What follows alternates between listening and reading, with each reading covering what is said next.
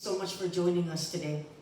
It is our pleasure at the University Center for Excellence in Developmental Disabilities to continue to provide opportunities for trainings in self-advocacy and all other trainings that can help you in your daily lives. So this morning, we have two presenters, two very wonderful presenters that I had the opportunity to meet. And just to share a little bit, I met these two beautiful ladies while attending the Pacific Rim Conference in Honolulu, Hawaii, and networked and immediately found myself asking, can you come to the CNMI and help my people? And so here they are. And so we'll go ahead and get started first with our first presenter, which is Ms. Roxanne Antalan Bowden. Roxanne is the executive director and one of the original founders of Aloha Independent Living Hawaii. She is a sibling to two brothers who were born with an intellectual disability and two brothers who became disabled as a result of serving in the military. Additionally, her late father had many age-related disabilities. Currently, she's caring for her mother, who is in her late 80s, with limited mobility and is hard of hearing, and her brother, who is 69 years old, with an intellectual disability and injuries from a fall. Aside from her professional career, Roxanne is a loving and devoted mother to her two children, Leland and Radiel.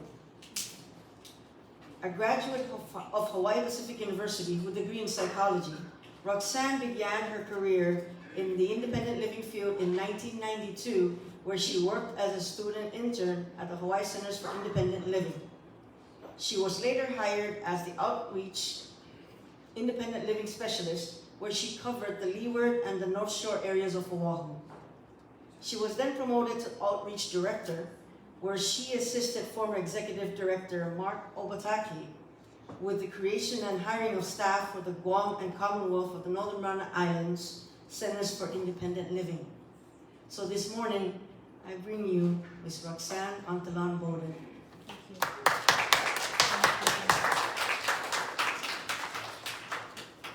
Thank you.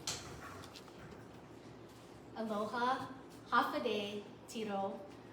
As Ms. Eileen said, my name is Roxanne Antalan Bowden. Thank you so much for inviting me to come out here to share about my organization. I am a short, brown-skinned Chamorro woman with short, dark, curly hair. Okay? So it gives me great pleasure to go ahead and start my presentation with you. Okay, the first slide that I have is really a fact sheet. I kind of want to ask, what does independent living mean to you? Can anybody share with me? Anybody raise your hands?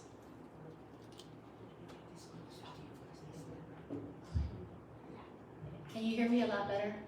Okay, sorry, I'm so sorry, thank you so much. So what does independent living mean to you? When someone asks you that, can anybody answer? Anybody, just raise your hand. Go ahead. Able to advocate for yourself and live on your own. Okay, wonderful answers. Without any barriers. Without any barriers, okay. Anybody else? Okay, so independent living means many different things to different people. I think yesterday for some of you that were there, it can mean even something as simple as making your own choice, okay? Maybe you live at home with mom and dad and they're your primary caregivers. But you should be able to make a choice on the outfit that you're wearing today, or if you're not feeling good and you don't want to attend maybe a family function or an event. And I know with our local customs, we have family obligatory events we all have to attend, right? The funerals, the christenings, the birthdays, but maybe we're not feeling really well. You know, being independent is informing your parents and advocating for yourself and saying, man, you know, mom, I'm not feeling good today. Can I not attend today? So it can be just as simple as that, having a personal choice, okay? So it is everything else that you had said, but also I just want you to remember it can just be something as simple as making a choice. Okay.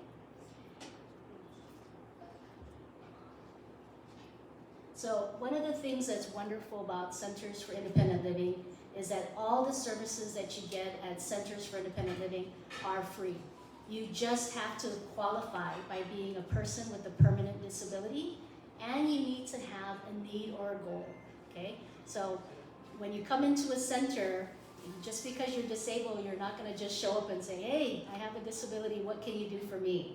You know, normally they will ask, what can I help you with? Is there something that you are trying to obtain, whether it's a service or maybe just information? How can I assist you, okay? And as long as you meet those criteria, you should be able to qualify for services with your local center for independent living. Okay, my center was founded 16 years ago, back in 2009. What was wonderful about it is previously I had worked for Hawaii Centers for Independent Living, and that ended up getting shut down by the federal government. Hawaii Centers for Independent Living was a model organization for over 30 years. And under their administration with Marco Bataki, we helped to start the Guam Center for Independent Living and the CNMI Center for Independent Living. If you remember the lady Lydia Duenas Igatol, she was the original director for that center. So we had assisted those two islands with their center. Thankfully, Lydia was very successful in getting out from under the umbrella, administrative umbrella of Hawaii Centers for Independent Living, and started her own center. And I think they call it Center for Living Independently. Is that right, Emmett? Yeah. Yes. So it's called Center for Living Independent. So that is now their center that Lydia was able to start. And thankfully, because the federal government, once they shut down Hawaii Centers for Independent Living, it also in turn shut down the Guam Center for Independent Living. And to date, Guam still does not have a center for independent living. So you guys here in the CNMI are so fortunate to have really good leadership, good community, good agencies that support your center. That's what's needed. We are such a small percentage when it comes to how many entities there are, but we do so much within our communities. Ms. Rox? Yes. So I just wanted to share with you that Ms. Tiana Raijo Yes. and Ms. Matsuri. Sorry. She just got married a couple months ago, so now I'm trying to make sure. Okay. She's now Rosario. Oh, nice. Rosario. So they're both employees over at the center. Center. It's very nice to meet you. Yeah, Tiari was the one who took Just me. wanted to let you know that Thank we got our you. staff here. Thank you so much. Thank you. Another thing about Centers for Independent Living is that we have to have more than 51%, or at least 51%, have to be board of directors and employees, okay? So majority of my staff, about 90% of my staff are people with various different disabilities. So it's one of your biggest employers. So if you have a disability and if there's a position at your local center, you should probably try to apply. Because if you remember the saying, nothing about us without us, right? Those centers were started for people with disabilities by people with disabilities. So we understand better what your needs are than somebody who probably doesn't have a disability and doesn't face the same situations that we face. Again, these are the different disabilities. It is a cross disability that we provide service to. And then this is the whole entire Hawaii Island. I know some folks think Hawaii is one island. It's not. So as you can see, the biggest island over here is Hawaii. It's called Hawaii, but we refer to it locally as the Big Island because the state is also Hawaii. I know it's kind of confusing, right? But the Big Island is an island that my agency serves. The island of Maui, Molokai, Lanai, Oahu, and Kauai. Now, Niihau is only for Native Hawaiians. You cannot just step onto that island. You actually have to be invited by the locals. So that is an island we have not penetrated because they, kind of keep to themselves. They have their own system, and then the Koho'olawe is not an island that has anybody on it, so it's not inhabited. So my agency serves all of those islands, and we have a staff of just 12. And there's only 7 IL specialists. So it's a very challenging job that we have to do. Okay, one of the things about how I designed my nonprofit many years ago is they only gave me $250,000 to serve Hawaii statewide. That's not a lot of money, considering that Hawaii is the most expensive state in the nation to live. So I had to come up with a design on how can I best utilize the funding and still fulfill the requirements of the grant. So I designed a roving office. What does that mean? You understand, because when COVID hit, people had to work from home, right? They couldn't come into the office. So that's where my agency thrived, because I already designed the agency for staff to work from home. Everybody has their filing cabinet, they're equipped with laptops and cell phones and every other equipment you can think of to establish a home office. And so when the consumer needs us, we go out to the consumer's homes. We were required to only have one physical office, and that was on the Big Island. And that was because it was part of the federal grant. But on the other islands, because there was no money to afford the rental space, what we did is we leveraged our partnership with the different communities. So on Oahu, we have our Waipahu office, because as part of the Weinberg Fellows of Directors, they had offered me a free office space. So we have a space that's just dedicated to our agency, where we can come in there as a staff and do the work that we need to do. And if consumers are able to come into the Waipahu office, we can provide service to them. Then on Maui, we have an office space with the Maui Office of Aging. And then on Molokai, it's the Molokai Occupational Center. And on Kauai, it's the Kauai Office of Aging. And on Lanai, there is, and I don't want to crucify their name, it's a local Hawaiian, Native Hawaiian nonprofit, and they provide us a little office space as well. So although we don't pay for rent on all those places, we do have physical locations that our staff is able to use, okay? And again, one of the things that is important to us is access to the services. And what we found is on Oahu, Oahu has one of the best transportation systems. It's really good. The bus is amazing, and there's multitude of different types of transportation that you can use, whether it's Uber or Lyft, or even some of the medical transport, private taxis that are accessible. But that's not really the case as you go out to the other neighbor islands. So what we wanted to do is make sure that consumers who are homebound, or maybe they're unable to come to the office because of the structure of the road, maybe it's not paved, you know, it's just dirt road, and they're unable to catch the bus or catch a taxi because they won't drive on that gravel. Instead of denying them service because they're unable to leave their homes, that's why our staff come to them. So we bring the services to them. That's how I designed my center. Another thing about Centers for Independent Living, I think some of you know this word, but consumer control. What does that mean to you? It's run by the consumers. Say that again? It's run by the consumers. It's the goals are directed by the consumer, so yes. So what that means is you drive the service that's being provided to you. So let's suppose Felipe comes to my office and they say, maybe Tammy referred Felipe to me and said, I want you to teach Felipe money management. But once I meet Felipe and Felipe says, I don't want to learn money management, I want to learn time management. At that moment, I cannot teach him money management because that's not his goal, that's Miss Tammy's goal. And so I have to have an independent living plan, we write it down, and Felipe and the IO specialist will sign off that what we're training right now is time management. We can always go back and revisit money management later on, but we're going to first accomplish what Felipe wants because it's Felipe's goal, not Ms. Tammy. So that's what you mean by consumer control. The consumer drives the service, okay? Okay, so there are 5 mandated services that every Center for Independent Living has to provide.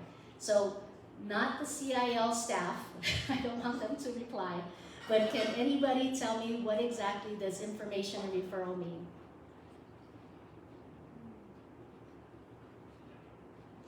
So, okay, for an example, let's suppose you have a parent that's aging and they show signs of dementia, but you're not sure where do I go for services. So if you called our center, our job is to be able to have information to share with you.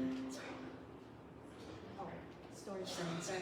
To share with you, okay, I'm gonna leave that there, I don't know how that is there, but anyways, I don't wanna touch the laptop and ruin it. So our job is to share with you the appropriate service for individuals with dementia.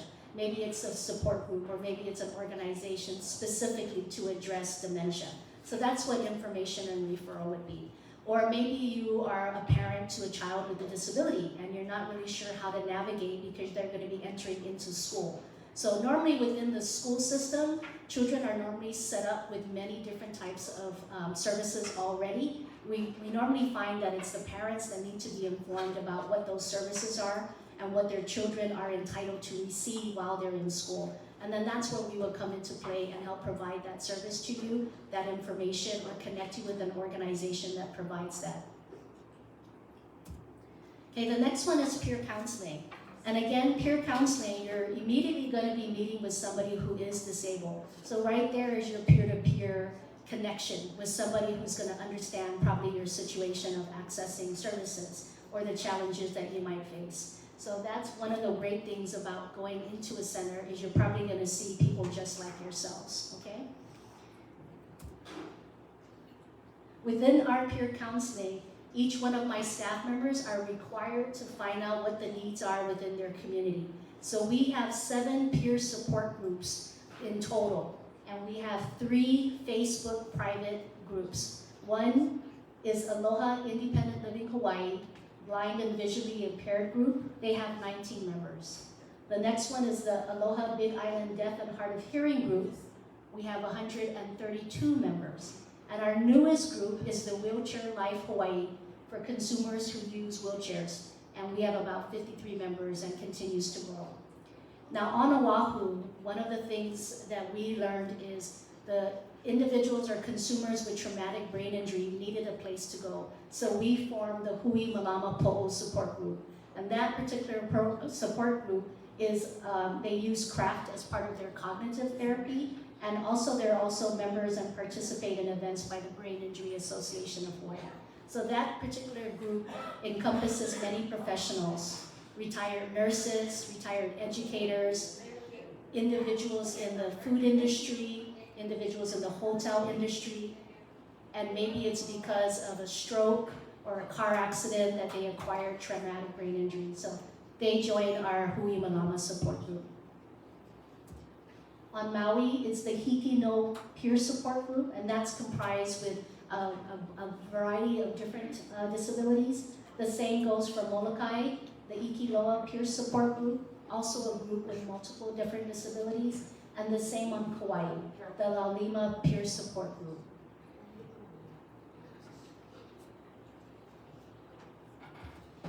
Now on the Big Island, because it is the biggest island, we have 3. The first one is the Mixed Support Group. The second one is just a women's group. Only women can join this particular group because that's kind of what the consumers wanted. And the final one is a group that has members from the LGBTQ community. That's one of our newest groups. We wanted to create a safe place for them to be able to come, participate, and engage in meaningful activities.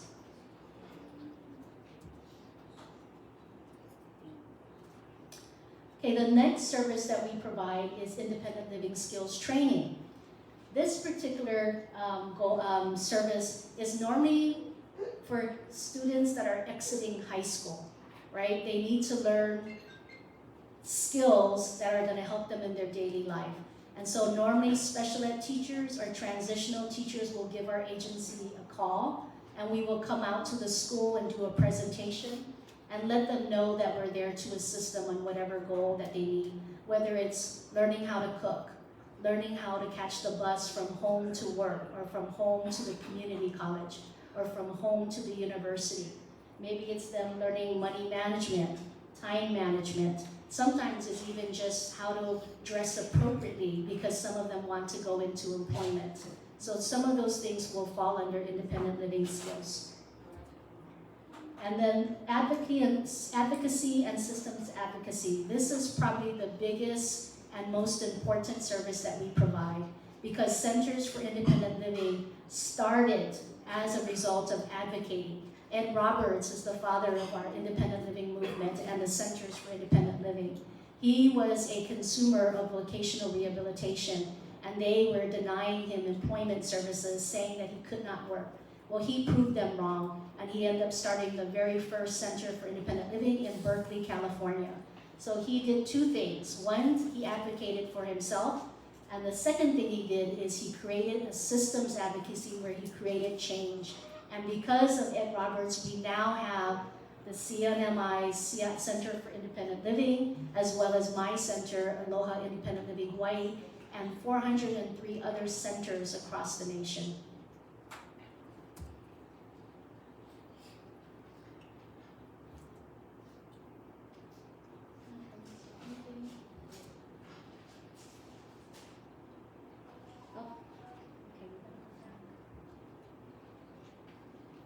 So this is me presenting at Waipahu High School and Campbell High School. These are some of the high schools on the leeward coast of Oahu. And then we have a post from one of the parents, and they were talking about their son's experience with learning independent living skills training by our Oahu specialist. This is the final service that we provide, and it's called Transition. And again, there's two things in transition: helping individuals to exit a nursing care facility or a nursing home or an institution and helping them to live independently. And the last one, again, falls in line with our independent living skills training, and that's helping young adults go into a next transition in their life, whether it be higher education, employment, or living on their own.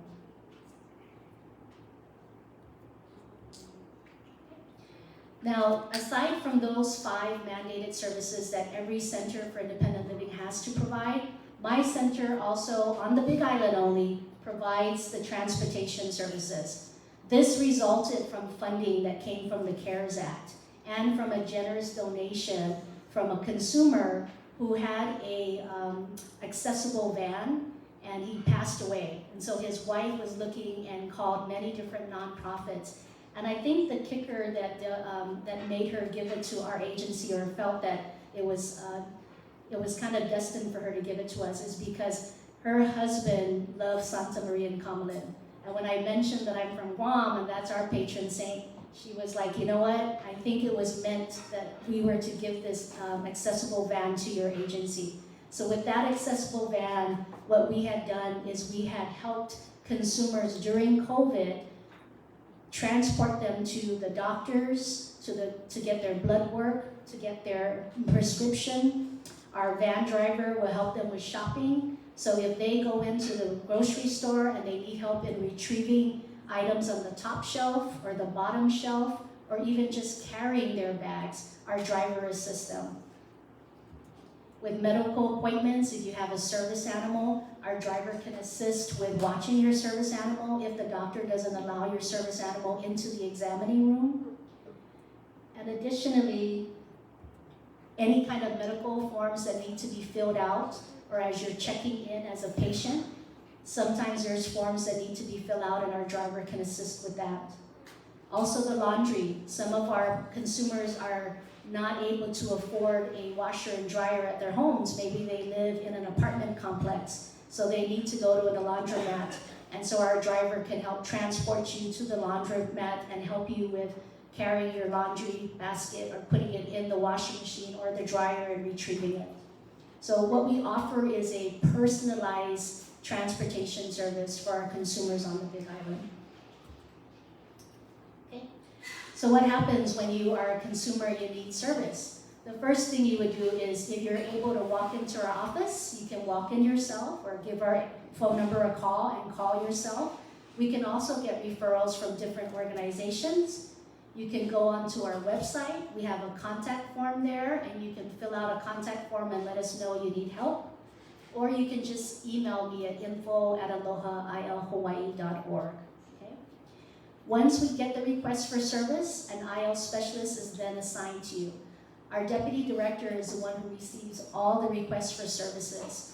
And part of her job is to stream it to make sure that, one, the person gave consent, whoever is making that referral, Again, if Ms. Tammy is referring Felipe to us, does Felipe give his consent to have Ms. Tammy refer to us? So that's really important. That's one of the questions we're going to ask is, did the consumer consent for you to pass on their information to us? What we don't want is to call Felipe and Felipe is saying, well, who the heck are you? Why are you calling me? I didn't give permission for you to have my personal phone number.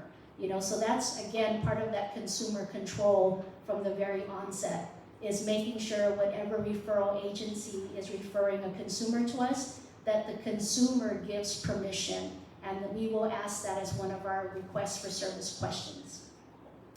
Also, the reason why we look at those referrals coming in is because we serve a multitude of different islands. We want to make sure that the request for service goes to the appropriate independent living specialist on that island. So a Kauai consumer goes to our Kauai IL specialist, Oahu goes to Oahu, the Big Island goes to the Big Island folks, Molokai and Lanai as well. During the intake, this is where we talk about your consumer control and your plan. So as a consumer, and I mentioned this earlier, you have a say-so on what it is that you want to learn, and you will fill that out in the IO plan. We both write down what the skill or the goal is you want to achieve, whether it's housing, applying for benefits, learning independent living skills training, whatever it is, money management, time management, transportation, and then you sign it together with our IL. When you complete it, you will again sign it to indicate the date upon completion. You also have the right to drop it. Maybe you're tired of learning about money management and you feel that you're competent enough, you can manage your own finances, so you want to drop it. If you drop it, you again will sign your IO plan that indicates the date of when you dropped it. You sign it and the IO specialist will sign it as well. Okay? After your plan is developed, and then we will go ahead and schedule forthcoming appointments on when do we start to work on your particular goal. And mind you, it's not just our center. We may have multiple agencies working with one consumer. And sometimes that happens. Maybe they're referring to us for a specific service like independent living skills training, because maybe they're handling the advocacy part on getting you out of a nursing home. So maybe we're working with Legal Aid of Hawaii, or maybe we're working with Hawaii Disability Rights Center, which helps people with legal issues. So they handle the advocacy part, and we handle the independent living skills training part. So sometimes there'll be multiple organizations working with one consumer. Okay. So access. When you go to a center for independent living, access is very important, because in order for you to make a decision, you want to make an informed decision. Informed, and you make sure that you have it accessible. So part of our agency is we have accessible brochures. One is language access. Our brochures are available in English, Hawaiian, Japanese, Tagalog, Chuukese, and Marshallese. And the reason why it's those specific ethnicities is because when we looked at the ethnicities of the consumers that we serve, those were the most frequent consumers that come through the door. So we want to make sure we had language appropriate brochures. Additionally, we have our brochures in Braille and in large print, right? Because we don't want to exclude individuals who are maybe losing their eyesight. It could be our manumpo that can't see little letters, they need to see it in larger print. So that's why we have it in large print. And then for individuals who are blind or visually impaired, we have it in Braille. Another thing that our agency has from the onset is on our website, we actually have it in American Sign Language. So I'll go ahead and play it. There's not going to be a sound because it's for people who are deaf. Okay, so do you want to come here and interpret it? What do you think? Or should we just? I haven't seen. Okay, just let it play. Okay.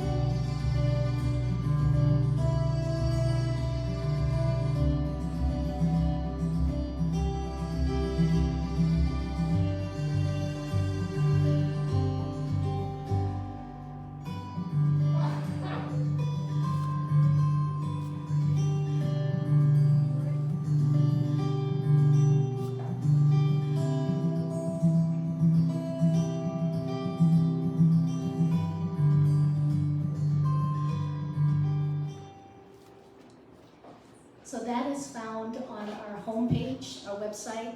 So if you go onto it, right on the homepage on the bottom, that video will pop up. And if you're deaf, you can be able to look at it and understand the services that we provide. Okay, these are our different contact information. We're on Facebook and Instagram. We do follow the Center for Living Independently on Facebook. We'd love for you guys to follow us as well.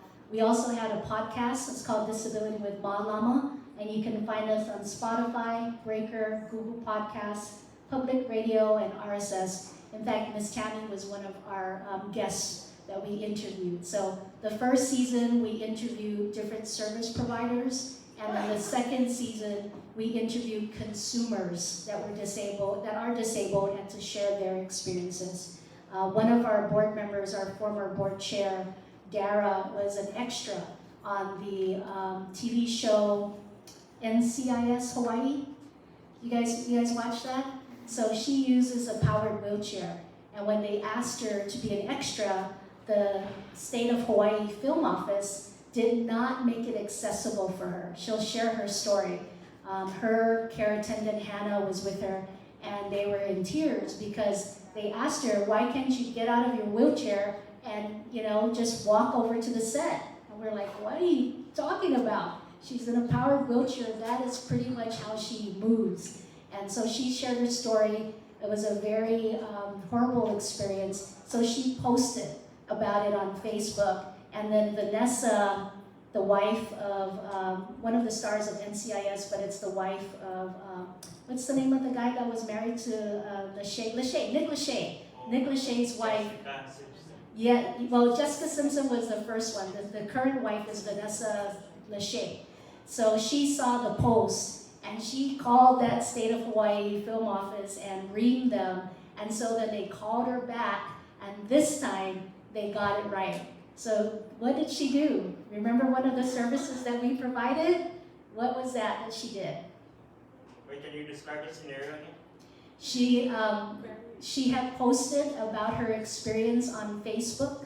So she was bringing to light the inaccessibility of the film, I guess where they were filming the show. And so by her posting about her experience, it resulted in Vanessa Lachey calling the Department of Business and Economic Development and Tourism's film office to have her come back and for them to make that set accessible. They provided ramps. More than that. But what she did was actually, it was a systems change that she did. By personally sharing her story, it created a change in the system.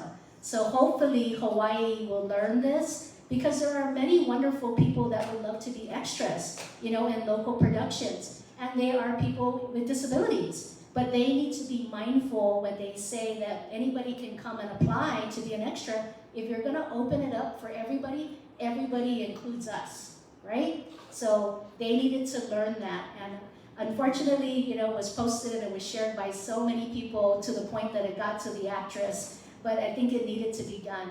So she was interviewed on the second season of our podcast. So I, encourage you to listen to that. I want to go back to the 5 ethnicities. The 5 that what? you mentioned. The 5 services? No, the 5 ethnicities. The 5 ethnic backgrounds. Oh, okay. That were. The brochures? Yeah. Yeah. So I want to know, what's your highest vote rate of consumers among the 5? Vote rate? Your highest percentage rate out of the 5 ethnicities. Which one are your? It's English. English is the highest in terms of our consumer base.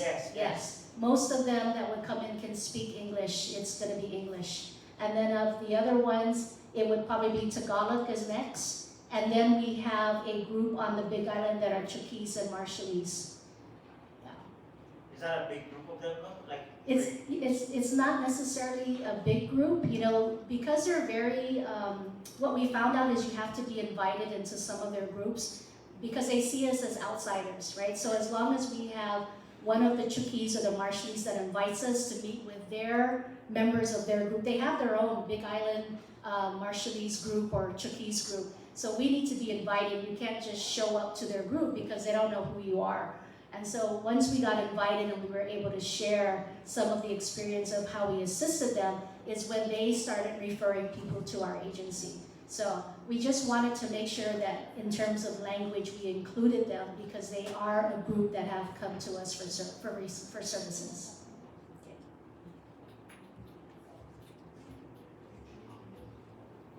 Okay, these are all the addresses. So here are some photos. The very top photo is a colleague of mine that used to work at Hawaii Centers for Independent Living. His name is Max, and he was born with only one arm. So he had a physical disability. Later in life, he ended up acquiring ALS. You guys remember the Lou Gehrig's disease? So that's what he ended up having, where your system starts shutting down, even to the point that you can't speak anymore. So you see he has a tube in his throat to be able to help him to eat, to feed and to drink. I was very fortunate to have started my center, and Max reached out to us because he needed an augmentative device to be able to communicate with the nurses and the doctors. And so we provided him that technology. Now, because his hands, one arm is not working, he uses his feet to press the buttons, to be able to communicate with the nurses and the doctors. So I was very happy to be able to assist a colleague in need, with my center. Okay. Right there in the middle, we have some Micronesians, our Chuukese consumers. They came to our agency. They had some problems with hearing, and so we provided them with a device to be able to hear. Some of you guys are really young, but for those who are older, do you guys remember the old Walkmans? You put the little thing over your head and you have a device? Okay. So it's kind of like that, but it's not a Walkman. It's a little device you put on your hip, and it increases the volume. And with the headset on, it amplifies the voices. So when she walked out of our agency, she was able to finally hear clearly, and we gave her that device for free. Okay, now I'm going to go ahead and turn this over. These are our consumers, and they're going to share with you their own personal stories of what they came to our center for and whether they accomplished their goals. Aloha, my name is Thomas Love. I work at Aloha Independent Living for an independent living specialist. I'm sitting here today with Jade, one of my consumers that's we've been together for about 5 years, teaching her daily living skills. I want to share with you, I'm going to ask you some questions, okay? Why did you come to AILH? I came here to AILH to be independent and learn how to do things on my own. Did we achieve some of your goals that we was planning to do? I achieved IL goals to be independent and learn how to cook, folding laundry, washing dishes, and stuff. Oh, very good. I know we still are working on goals, yeah? Yes.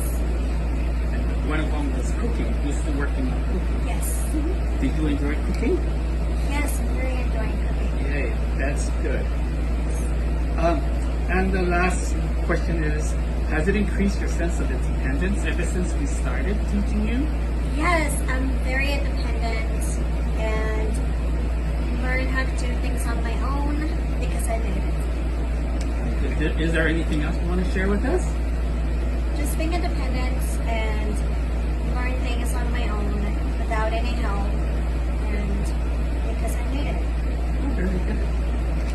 I want to thank you for giving the time for sharing your experience with us. Thank you for having me. Aloha. Thank you so much for joining me. And please share your name with the audience and tell us why you came or what brought you to Aloha Independent Living Hawaii. Aloha, my name is Star. Mahalo for hearing my story. I originally came to Aloha Independent Living Hawaii to work with Holly on the vocational services offered because I was originally disabled and was on short-term disability, and that evolved into long-term disability. And so we needed to work more in advocacy services in order to achieve the goal of receiving my long-term disability benefits through insurance, which we won thanks to all the great advocacy over several months of appeals. For that, I am eternally grateful. So I could be of service and live in my kuleana. Wonderful. Now, winning that denial of long-term disability and successfully achieving the advocacy goal, how has that increased your sense of independence? And if so, can you please share it with us? Absolutely. Winning the disability funding has helped me gain so much independence. I'm able to stay in my home. It was a question for a little while whether or not I would have to go into a nursing home to receive care. I'm able to stay in my home now with this funding and receive home health care to have a helper come in for meal prep and other activities of daily living. And I feel so much more independent and so eternally grateful. Thank you. We thank you. It's such a pleasure of serving you and being able to provide the services that really benefited you at the time you needed them. And also too, Star, I know you want to give back to community. So I wish you the very best in all that you do. Absolutely. Mahalo, aloha to all. Mahalo for sharing. Thank you. My name is Beatrice Sextimo and I'm with Aloha Independent Living Hawaii for transportation. Right now I am with one of my consumers who would like to share her life story. Can you address your name, please? Yes. So my name is Bridget Lynn Martinez. And where are you from, Bridget? I'm from the Big Island, born and raised in Naalehu and raised in Hilo Town. Okay. And I'm 52 years old. Okay. How did you find out about Aloha Independent Living Hawaii? Well, a family member shared about that. And yeah, so my disability, I have a glass eye. When I was maybe 3 years old, I got shot in the eye. The trigger went off and it went shot into my eye, and I was inside the car and I got shot. So accidentally, I guess. Yeah. Is that the only type of disability you have, or there's others? I have breathing problems. When I was born, I would turn purple, and I would have hard time breathing. So if you notice when I'm sharing about myself, that I lose like air, You I have a hard time breathing. like, Understood. explaining myself. Okay. Yeah. So now that you have been with Aloha Independent Living, do you know how long you have been with them? Oh, I think I've been with them maybe like 3 years, Okay. and the company is really good. Okay. Like, So you should try it out. okay. So what are your goals? What program, or what is it you had asked them to help you with? I like the transportation. They're really on it, and especially my driver, she's really good. She's on top of it. When you go, you ask for take you to the doctors. They're on time. They wait for you. Go shopping. They help you reach what you cannot reach, and they're really on top of it. Okay. Any other program that you had involved yourself with? Women's group. Oh, women's group is so fun. It's fun, serious.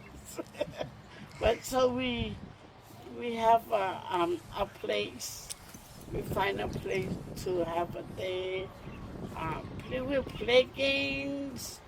I want a couple of bingo games, and then we play like other games like Yahtzee and more activity games like tossing the ring, exercise. And then we write, we color, and then we do a lot of stuff. And then we do eyelash lace. We do all kind of lace.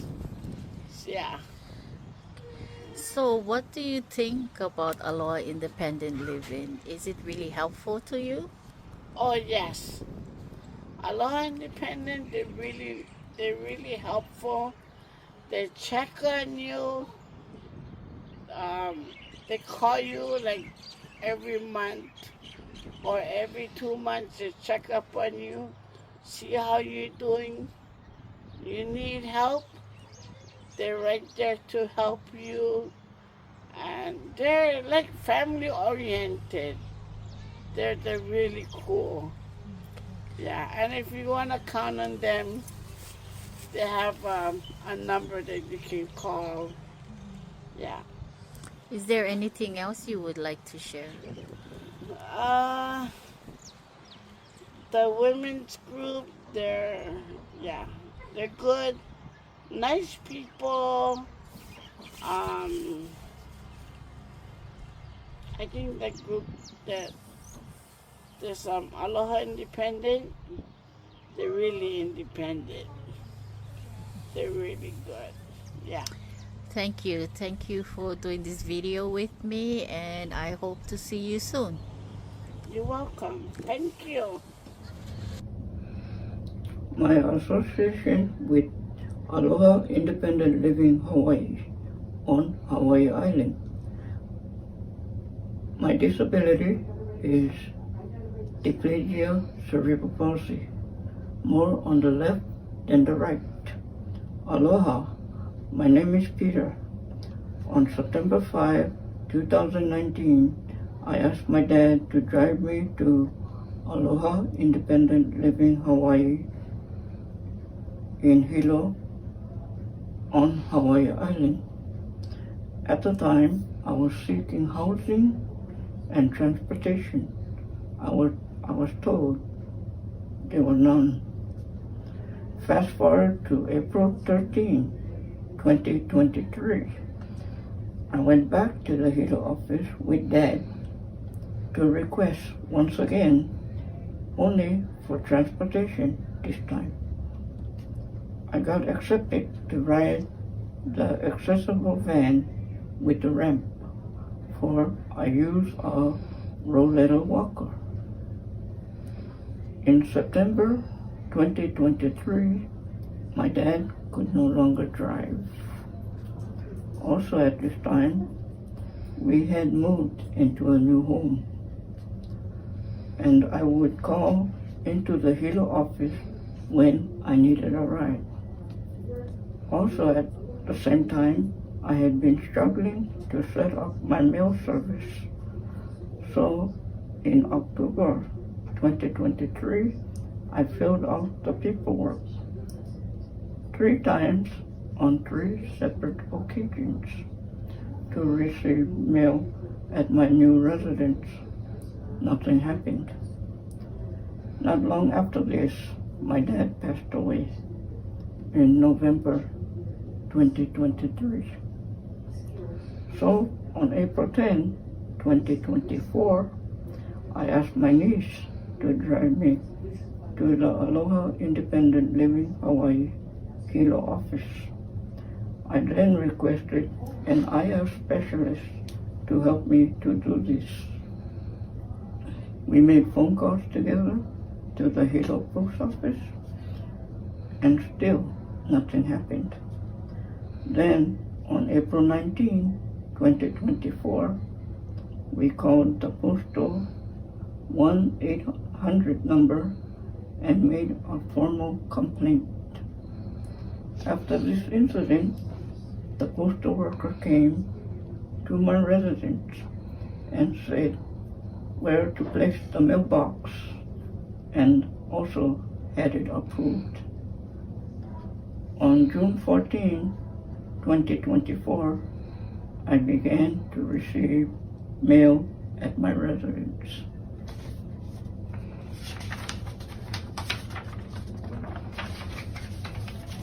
And at the same time, we advocated to get the newspaper into the newspaper box, for they were throwing it on the ground.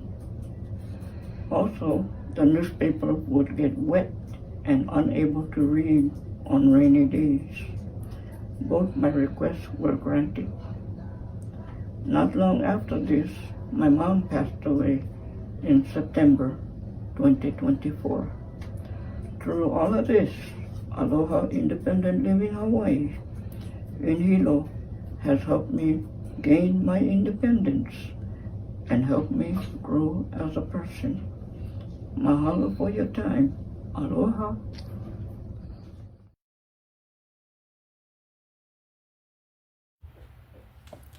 Meet Tiara De La Cruz, a deaf entrepreneur living on the Big Island, Hawaii. With a deep passion for holograms and a creative flair for sewing, she's building a life and business on her own terms. So Tiara, I remember when you first came to our office and you shared with me all your wonderful creations. So how did you get the idea to start your own business? Okay, yes. Well, I started with sewing, machine sewing different items, bags, shirts, all sorts of. I'll show you a couple. All right. So you get the idea. Oh, wow. Shorts. The short, and you did the shirt as well? Yes, and the shirt as well. Wow. Yeah. And a bag. Bag like this. I love the Hawaiian Over the shoulder, print. like yes. Beautiful. Yeah. Yeah. And it holds a lot. But you're also doing holograms, right? That's your Yes. passion. Yes. Wonderful. So I remember Yes. you wanted to do a business selling hologram fans and also serving the community. And so I referred you to the Comprehensive Service Center and to DVR, the Division for Vocational Rehabilitation. So I remember you needed a computer, and DVR wanted to give you a computer that was actually not for your needs. So you advocated beautifully that you needed a different computer because of the hologram needing so much capacity, storage capacity. That's right. And so, yeah, tell us a little bit about your experience that you had. Yeah, this is it. Oh, you got your computer that you needed, and oh, wow. Yeah, and this is something I've designed on here. I make computer decals and things for this, for all sorts of devices. I print it, and then you put it under this protective covering. I designed those, and this is the computer they gave me. And this is my logo right here that I developed myself. That's beautiful. So, so what are the challenges you faced and as starting your own business, and how could you go on and? Yeah, I definitely had things where I made mistakes or mismeasured or setting it all up first time. It took a lot of great care and perseverance. I'm not saying it was totally easy. There were so many things that happened. Figured it out on the computer, what's compatible, what's not, figuring out how to get it online. Of course, yes. And the Comprehensive Service Center specialized in also helping the deaf community with starting businesses. So, that's right. So you learned about your business, how to run it.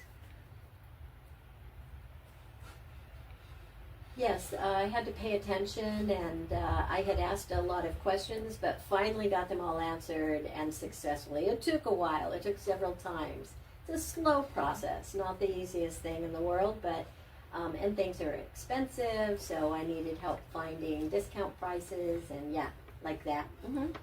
Yeah, so I remember all your journey, and I was so happy to be a part of your journey. And so what advice would you give to other deaf people who want to start a business, or for persons with disability who want to follow their dreams? What advice would you give them? Oh, well, I guess it depends who. If I were, I don't know what I would say to them, honestly. I'm not sure. Well, you showed us that passion and determination and support can break any barrier, and we wish you all the best, and we are so proud of you. So do you want to show us your hologram that you just recently created? Yes, most certainly. Awesome. Is this the remote? Oops.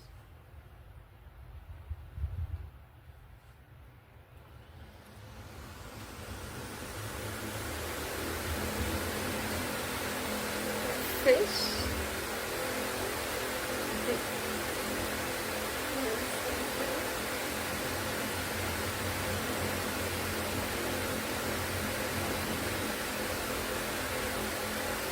That's your logo, yeah? Tiara Holo, that's your business.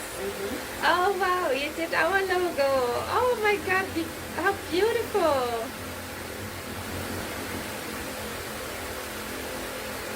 Wow. Thank you. That is beautiful. You're welcome. All right. You're welcome. Thank you, Tiara.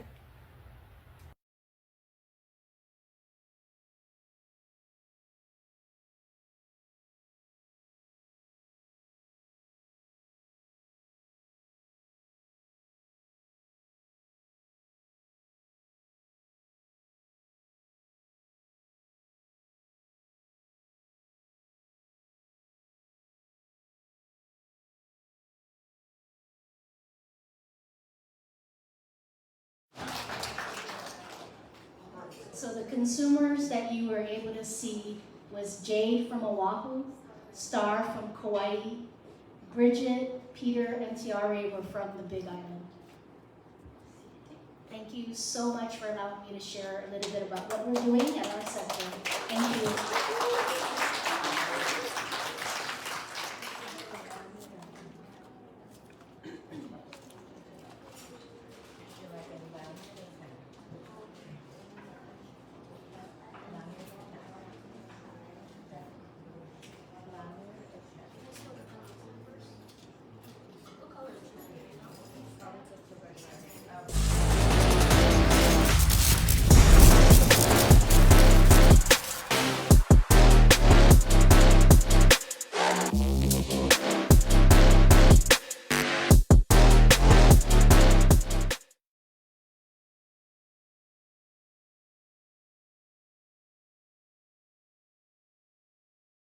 I wanted to ask, are we still okay, or do we need a 10-minute break? Come on, let's advocate for yourself. 10-minute break? 10-minute break, please. Thank you. All right, so 10-minute break. 10 minutes, okay? Not 11, not 12, but 10. Mr. Leone, what time?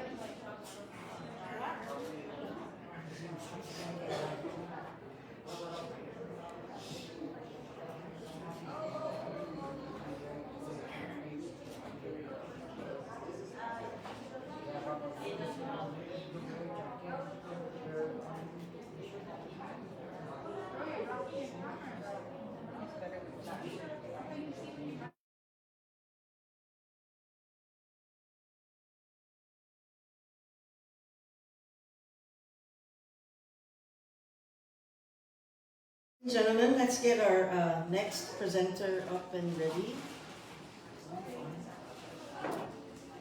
And so at this moment, I'd like to be able to introduce our next presenter. Ms. Tammy Everett has been in the field of disability supports for over 30 years with diverse work experiences. She's been a community provider, service coordinator, and resource developer for the Regional Center in California and a program specialist for the Hawaii State Council on Developmental Disabilities. Her expertise in the development of community programs, training curriculum, advocacy support, and media material that help individuals with disabilities have self-determined lives. She is the current owner of Tammy Everett Consulting and serves as the Empowerment Director. Her team consists of impact trainers who represent the voice of self-advocates with disabilities and family members. The agency vision is to empower all people to have access and opportunities and to have the life that they want. So I bring to you now Ms. Tammy Everett. Hi. So I first have to say aloha. Aloha. And then we'll say hapade. Hapade. Okay. And I learned that from my team. So I could not bring my team here, but what better way but to develop your own team of leaders and advocates. So I'm so happy that you have all welcomed me to be here today, and our team is so, oh, there we go. Our team is so excited, so much better, huh? Oh, you guys are so nice in the back to not even say we can't hear you, you know? That's horrible. So I'm so excited. We have so many activities for you to do. The one thing about training is it can be boring. Okay, but this is not boring. As you saw in the back, we got beach balls and activities and things for you to do. One of the things that we learned, all of the activities and what you're going to learn today was created by people with disabilities. So I may be the empowerment director, but I never train by myself. I always train with others. And so one of the things that I feel is important as all of you, how many leaders do I have in the room? How many leaders? Oh my God, everybody should have their hand up. How many leaders do I have in the room? Okay, here we go. Okay, wait. Let me ask this. How many leaders are in charge of their life? How's that?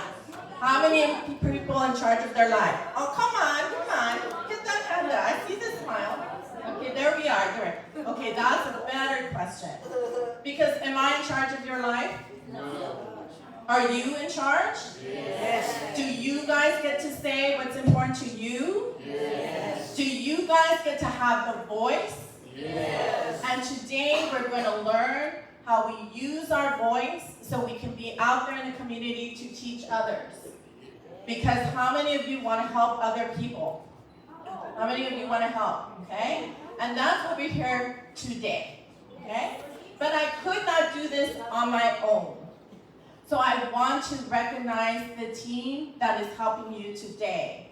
They spent a couple weeks with me on Zoom for several hours, like 6-7 hours, learning this training so they can offer it to you. And so today, in our training called Possibilities and Pathways to Advocacy, or we say the PPA, they are now the PPA trainers of your community. So, something special for them. Okay, so at this moment, we'd like to be able to honor our leaders and our new trainees with a certificate of achievement. So these individuals has completed the 6-hour person-centered practices training program, Possibilities and Pathways to Advocacy, PPA, and is now a trainer empowering people to have the lives they want. And we are going to award this today on June 20. So our first trainee is Miss Donna Vergara.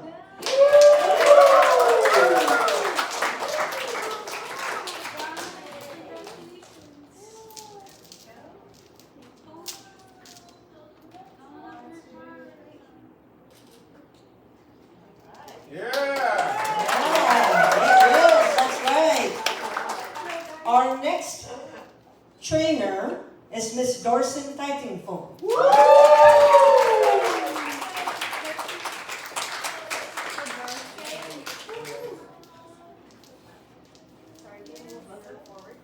Move forward just a little bit.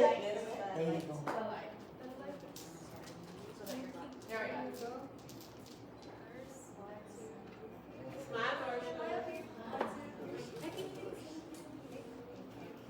Alright, another round of applause. Our next trainer is Miss Glory Legaspi.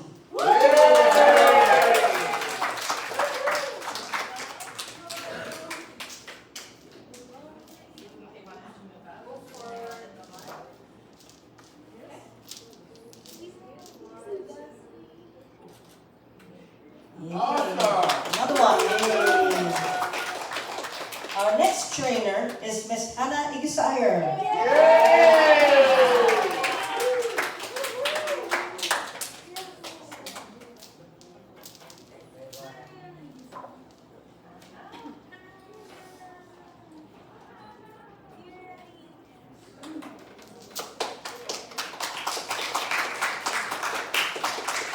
Yay, that's right. Right on, Anna. Yay.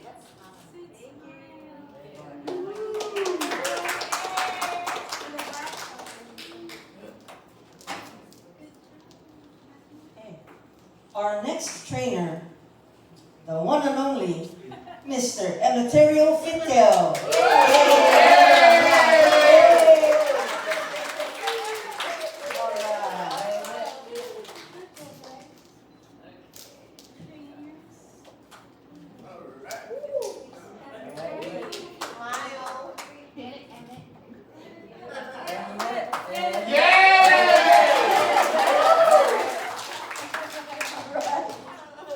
Our next trainer is none other than Ms. Siobhan Castro.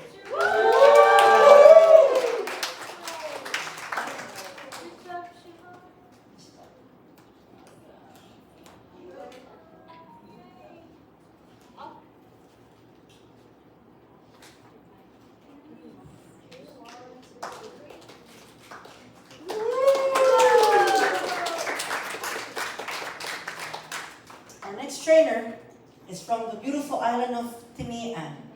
None other than Mr. Felipe Aquino Jr.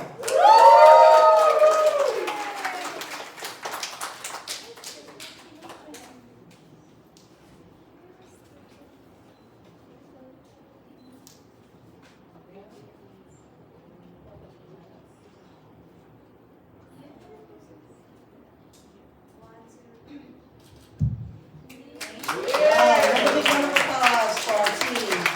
Now we got our very own training team. Yay. And we'll take pictures after, right? Yep. Okay. We'll go ahead and get started. Okay.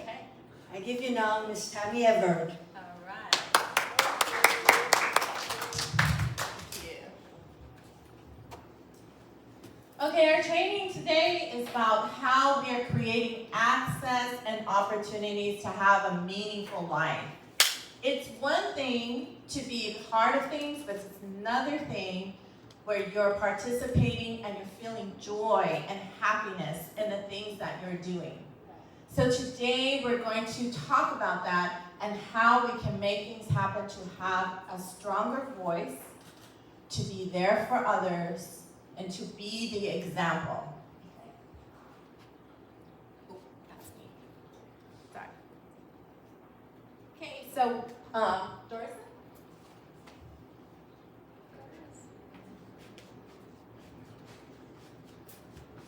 You're welcome here too. Sending you my if you want to speak, raise your hand. If you want to speak, and if you're using a cell phone, make sure you say welcome. welcome. We're glad to have you here. And friendly reminders, if you want to speak, raise your hand. If you want to use your phone, go outside. thank you. All right. Thank you. I want you guys to know there are two things you're going to see. One is they've never done this training. Like, you're first. So you guys are awesome. You're going to be the first people to hear them practice and do this training. Second, you're going to see me stop on certain times, because how many parents, supporters, staff are here in the room? Parents, supporters, staff who are here in the room. Sometimes I stop because there are some learning opportunities for you in friendly reminders. So in friendly reminders, you can use pictures with words to show the entire group, okay? You can also use friendly reminders as ways to have people have conversation about why it's important to have the friendly reminders. So everything that you see here is for us. I want all of you to think for us to be discoverers and explorers, okay? You guys are on an adventure. You're here to learn, discover, and explore, to find new things that are going to help you. That includes the staff, because we are all together. We are all working as a team. We are all one village, okay? So now I'm going to have Lori come up, and she's going to do the icebreaker. So if facilitators in the room, parents, helpers, and so forth, there's things in the center, and we may need to help facilitate some of the group. So everybody gets a Post-it in that bag that's in the center, and your pens. Okay? So can everyone pull out their Post-it note from inside the bag? Everybody gets a Post-it.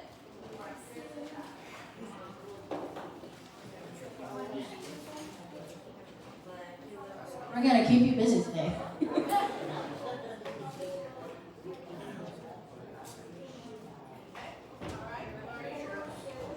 And so on the Post-it note, we want you to write, like, how do you feel right now? You can write it, you can draw it. Just how do you feel like right now? One word or one drawing? Yeah, one word or one drawing. One each person writes about how they feel. So take one Post-it. If you need help, let us know.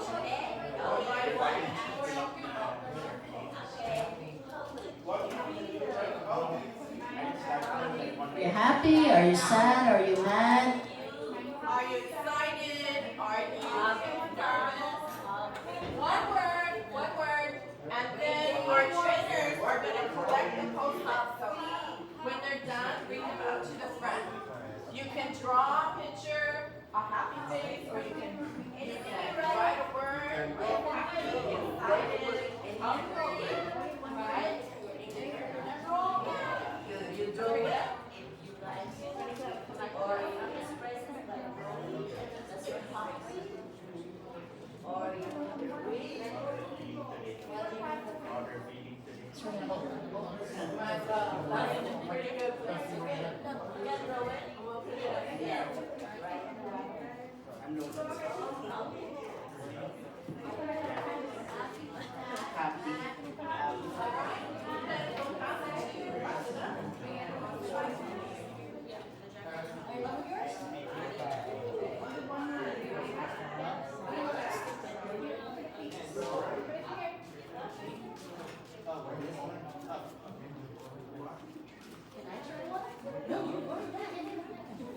Okay.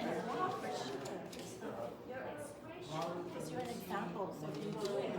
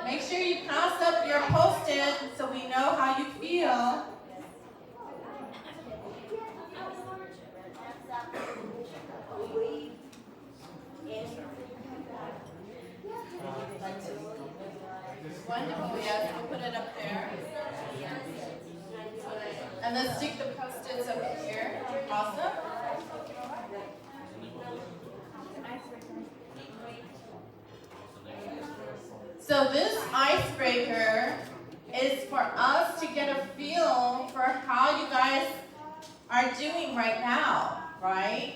When you're a trainer, isn't it important to know how your group is feeling so that you know you can kind of adjust and help with the training?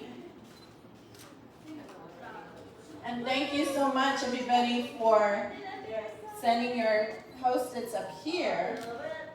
And then we're going to have Lori read out some of the things that people are saying about how they feel.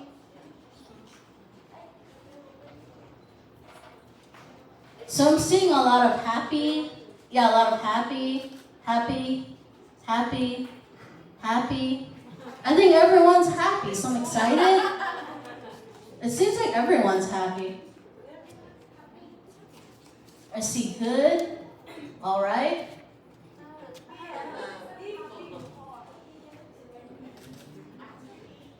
Ooh, I see a heart, that's a cute one. Oh, that's a good one, a heart. I like that. Is this drawing? Yeah. I'm so proud of it. You're proud of your heart? Love happy, happy. Love to do hobbies. I love to do hobbies. Also, God loves you. That's a cute one. Great, happy, and exciting. Happy. Gosh, I'm happy to see you're all happy. All right. Happy, happy. It's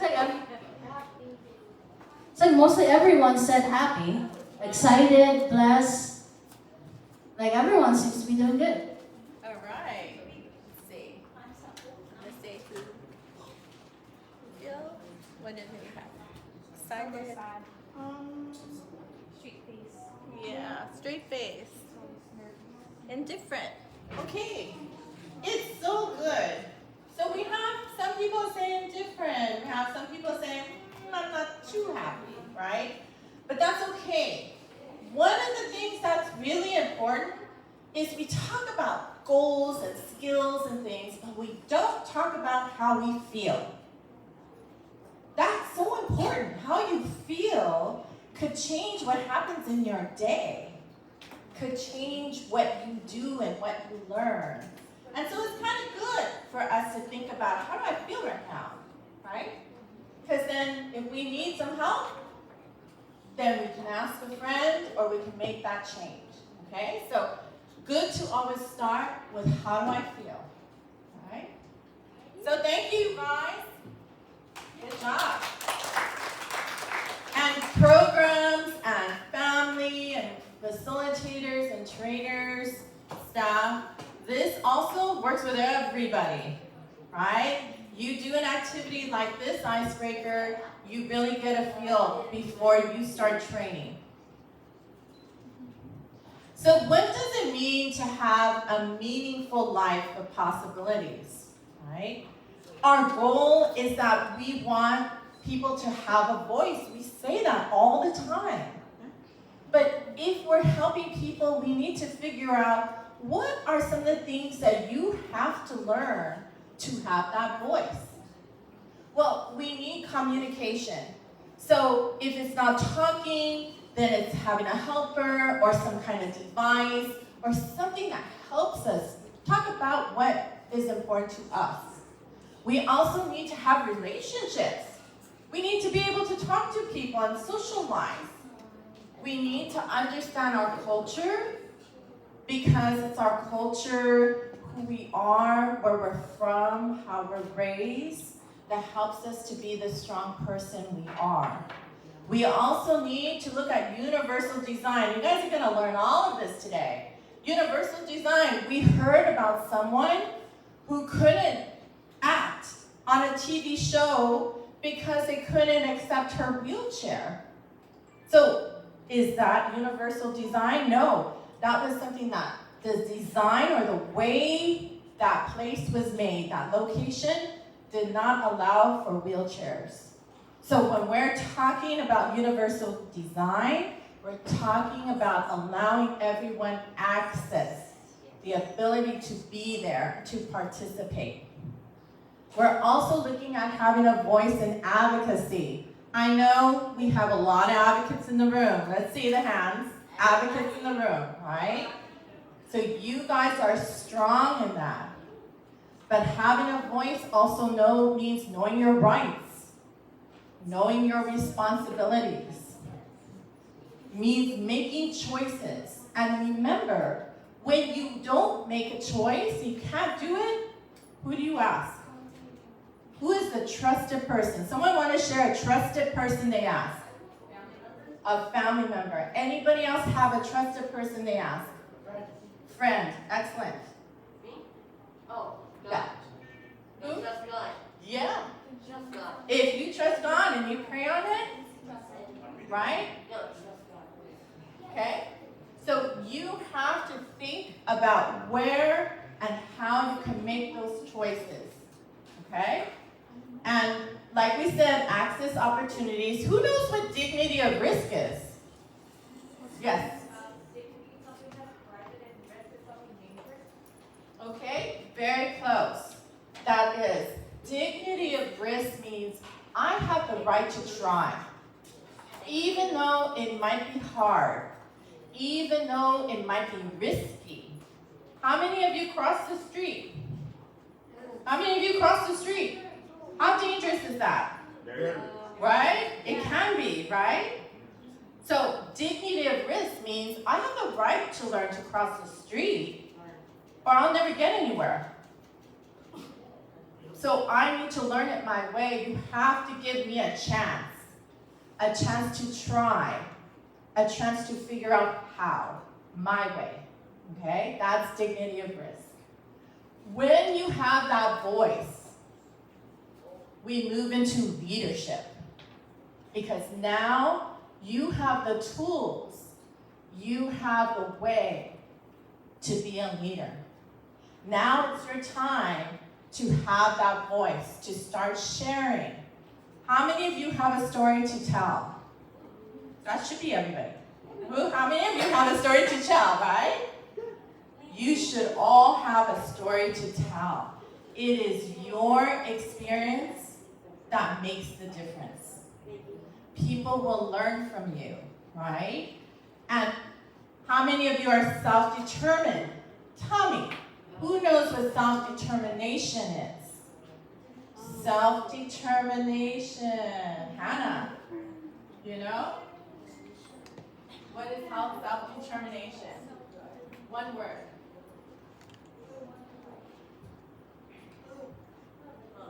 Knowing? Willingness. Is it knowing? Knowing what? Knowing yourself. Oh my God. Knowing yourself. Woo! Anna, she's on it. Self-determination, right? Self-determination is that you have control of your life, right? You make the decisions. We're going to learn about confidence. How many of you are sometimes feeling really confident I can do it? Yeah? And some days you're like, nah, I just don't have it. I just don't have it today. That's when I need my friends and I need other people to uplift me, right? May I ask your name with your hat? Your name? Jeremy. Jeremy? Cherry. Sometimes you need God to uplift you, right? So some people may not have that confidence. You need to find it somewhere. Sometimes it's a prayer. Sometimes it's another person that lifts you and helps you, a friend, a family member, somebody, right? We also need to make sure that we are looking at being respected and being respectful to others, right? Because that is part of our being in a community. And of course, community engagement, we want you out there. Get out and live your life. Get that job. Go to school. Have fun. Drive that car. Travel. Okay? And we want you to contribute. How many of you volunteer? How many of you volunteer somewhere? Because our job is not to always get, our job is always to give and share. What you're learning today is so important. You know how much you can give? So much, even a tiny. Can you imagine someone who is down and you come up and you smile and you say, how are you? Whoa. That's giving, right? It can be so simple. It doesn't mean you have to go clean up the beach, you know? That maybe might be one thing, but it could be small. So contribute back, give back, right? And social value roles we're gonna talk about. Because really, I want to know who you are. And everyone should know who you are. If they don't know your name, then they need to know your name. How many of you go to the same store to shop? Go to the same store to shop. Does anybody in that store know your name? I hope so. If you go to the bank, do they know your name? Do you know their name? They're wearing a name tag. Right? Okay? That's social value roles because we all have that role. We have. We're gonna learn it. I have that social value role. When you have your voice, when you become a leader, then you have the life that you want. So how many want to have the life they want? Oh, come on, that should be everybody. Everybody wants to have their own life, because I'm not gonna pick it for you, you know, right? Okay. So now we're gonna have Emmett. You wait up. All right. Person-centered philosophy and purpose. All right. This is exactly one of the things that we teach you at the Center for Living Independently. That's one of our mission and vision, that our consumers get to lead your own life. Come on, Manu, lead your own life. Yeah. All right. We also make sure that you make informed decisions and choices. Do you make your own choices? Right now, that's the way. We make sure that your voice is heard and understood. That is the mission for our IOG and the voices. Right? Is to speak up for yourself. We also make sure that you live a self-determined life. We make sure that you participate in activities that are meaningful and chosen by you, which is this conference, this training that we are doing. We make sure that we sign each and every one of our consumers that need to be here. We also make sure that the person center is advocate-driven.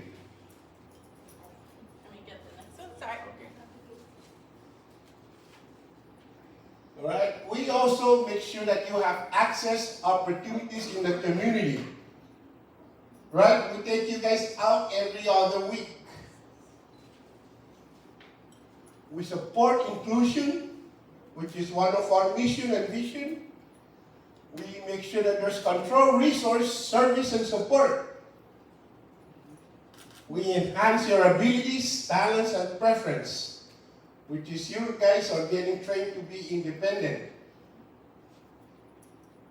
We make sure you have social value role, which is why we have team leaders at the center to help train you guys. You are a community contributor, right? Yes. Right now. Seven. What would you, out of all of these, what's number one for you? About 012.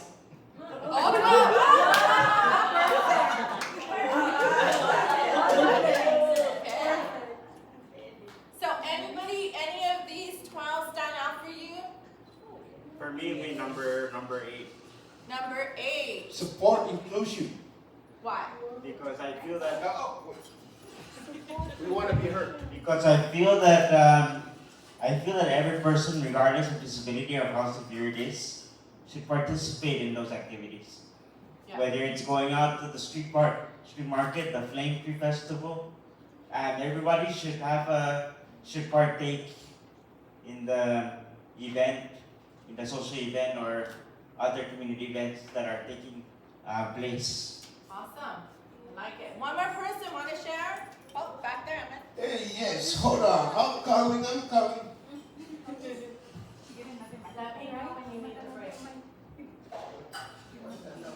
Well, I was thinking about number 10, enhance your abilities, talents, and preferences. Yeah, like using your special talent for spreading words, like using your special talent for something like that. I like it. Absolutely. Do you have a special talent? Yes. What would it be? Well, I kind of like do the crochet. Oh, nice.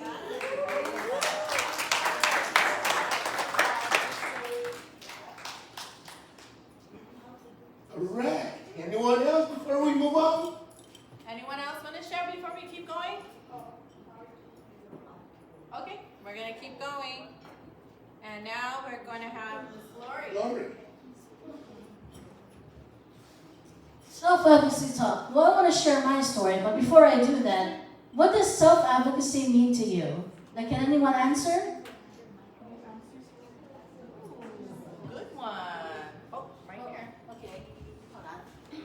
Is there any way we could get a second mic? Self-advocacy means... Oh, there is one. There is one. Oh, thank you. We didn't even see that. Is it on? Testing. Okay, go ahead. Okay, awesome. Self-advocacy means I'll be the okay. means when a person is able to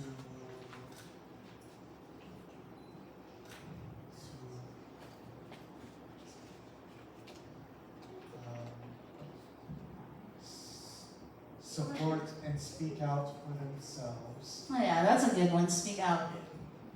I like that one. Anyone else want to share what self-advocacy means to them? 1 second. Oh, okay. Was there any more you wanted to add to that? Okay. I want to make sure. Sometimes there's still thinking, right? Anybody else? Okay. I think it's going back to the previous slide of making your informed choices. Ah, that's a good one. Very good. Like being able to decide for yourself. Yeah, that's a good one. I think for me, like, self-advocacy is like to speak up for yourself, but also like to able to live your life, but also being a part of the community. Like, I have many stories to share, but I think I'll share this one. Like, I really like working with computers, and I know a few programming languages. And it's like a hobby of mine to have a project, but I also like helping other people. So one of the things that I've done lately is I programmed like a fake website to teach people how to do online shopping, because they can't use a real one because that's a real one. So I had to like invent a fake one that I can use at the center to like. I still haven't had the chance to like use it to teach yet, but I already finished making it. It's like a fake website where you could teach people how to like shop online, how to pay their bills. But that's like I had to ask like the staff at SEAL, I have this project idea I want to make. Can I do it and can I show it to the consumers? And then they were really supportive in like letting me do that, using like one of my hobbies or skills that I enjoy with computer programming to help others. Awesome. So I'm so impressed, Glory, right? So this is great. When Glory gets that up and running, I'm going to hire her to do a training for people in California and Hawaii who are in our advocacy network, so she can show that project and work on teaching people. Right? Welcome. Because it is your talents and your abilities that we need to show people this is what you can do. And I know that you would love lots of people to learn from what you're creating, because I could have used that a long time ago. Do not shop online. Yes. And so to learn it and create a program Awesome work. I can show it to you after the training when we're I all would love to done. see it.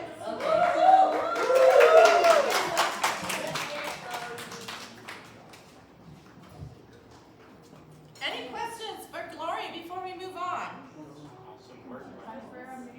Hey.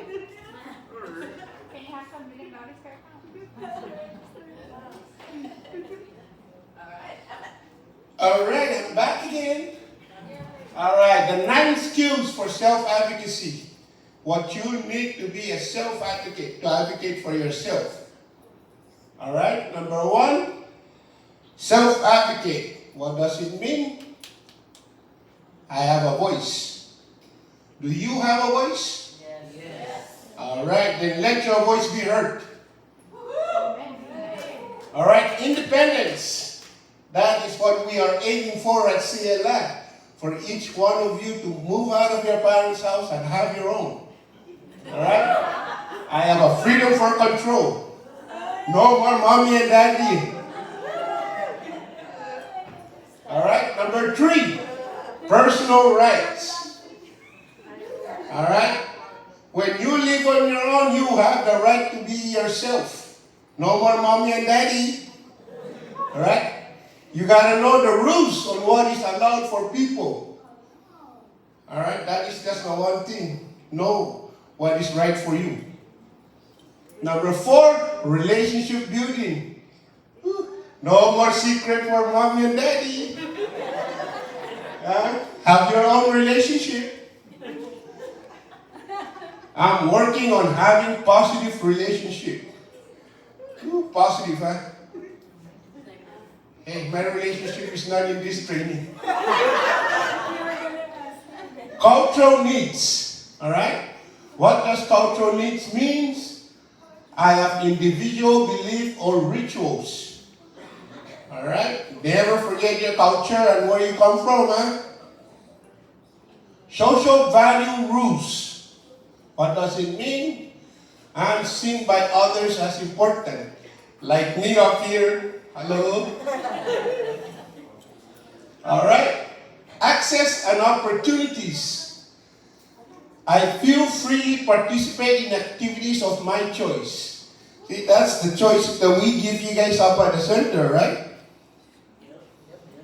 Right? And no more mom and daddy. All right, number 8, technology. I can use science or knowledge to solve my everyday issue. All right? That's why we have computers at the center that after lunch, guys can get on social media or check your messages. Goal setting and planning. I have a goal and action plan.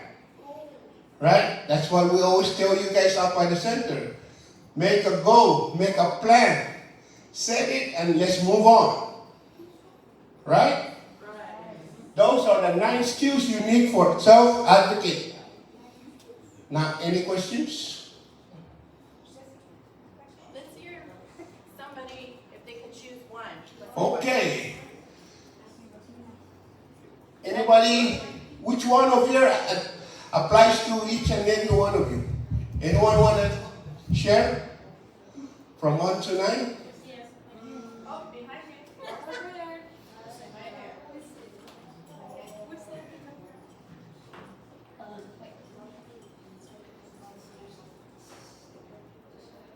Number 9.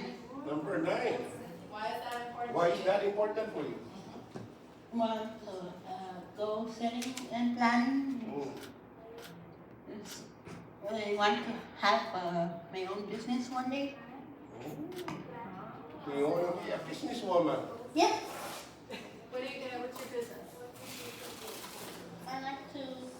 I also like to, crochet stuff and those. Nice. We have some artists in the room. Like that. Just so you know, business owners, on my website, we're designing a page for advocates who have businesses. Because sometimes it's hard for advocates to actually create their own website or have the money for it. So if you have a business, We'll put your information up there and people will click or can contact you, okay? Because it's important for us to support each other in the businesses or the goals that you all have, okay? Awesome, woohoo! Thank you. Okay, we're gonna start our activities. The first one is called Building Blocks to Leadership Questions. In your bag in the center of the table, you guys have a dice, okay?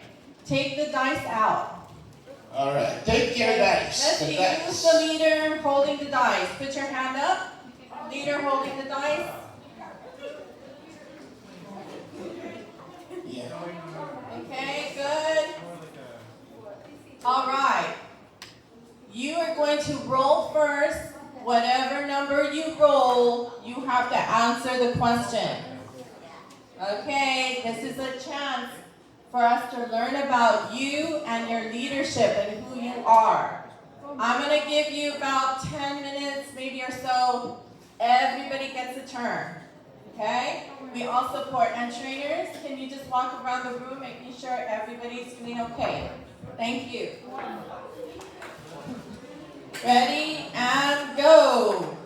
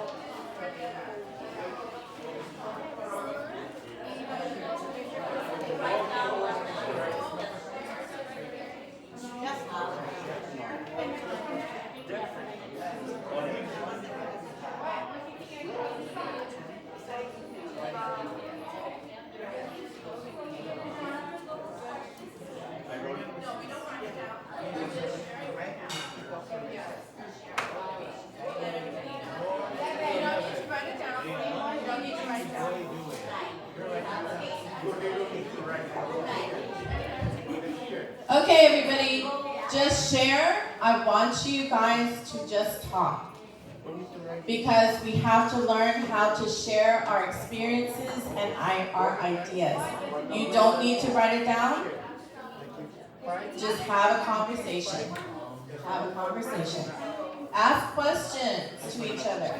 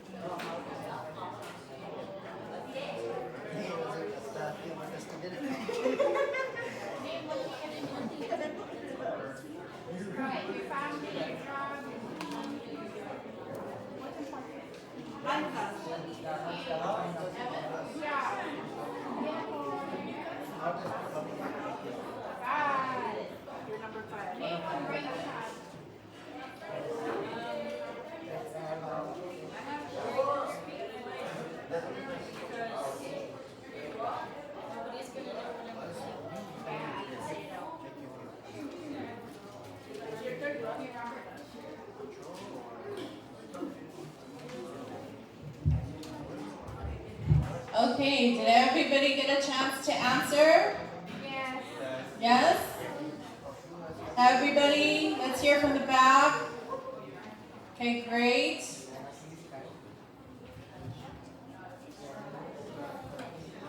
So, are you guys ready? Yes. Okay. Here we go. Here we go.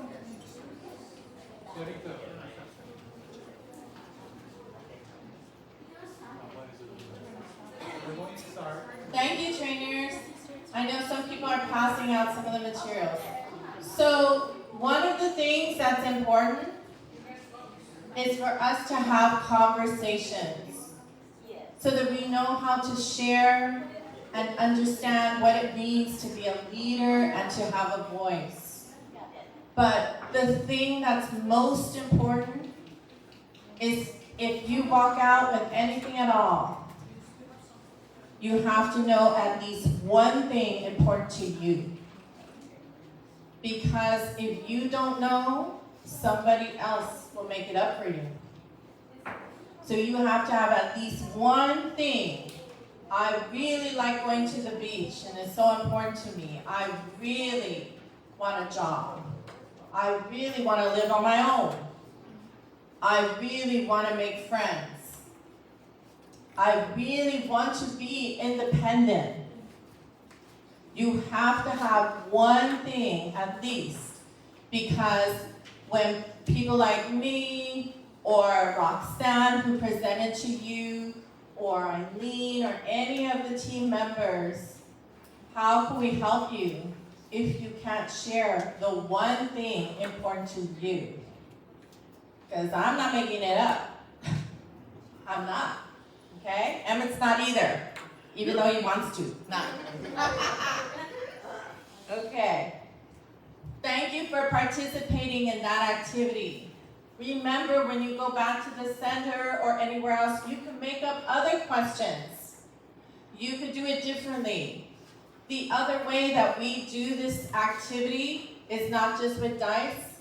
We do it with Jenga, the blocks. We put the numbers on the blocks and we make people build. The one that builds the highest wins. Alright? I couldn't not bring Jenga. I'm so sorry. It's too heavy in my bag. But it's just ideas for you. There are different ways for you to teach leadership, but make it fun. Okay? So here's another activity we're going to do right now.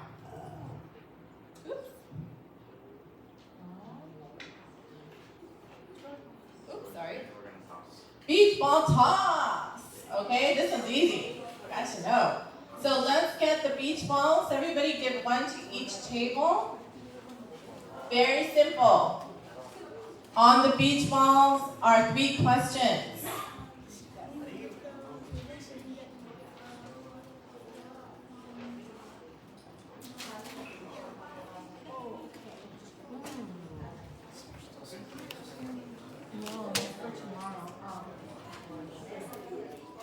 Do we have any extra handouts at the table?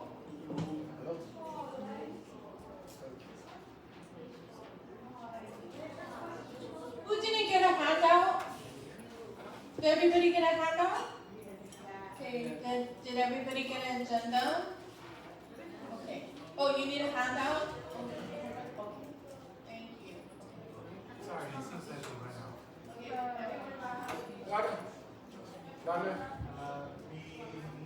We need one more. Unless you can bring the 2 here. Yeah. Take the one from the car and then go to the car.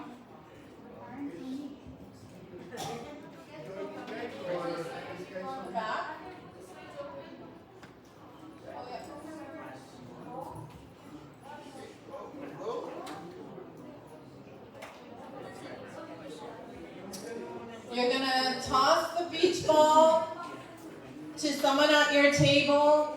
Whatever question it lands on, you answer the question. If you need help in reading the question, let us know. Make sure if you get the ball taught and you answer that question, answer a different question, okay? You guys ready? Ready and go. If you guys want to stand up, you can. You don't have to sit down. If you guys want to come to the front here and toss the beach ball, you can. Okay, you don't have to sit at your table.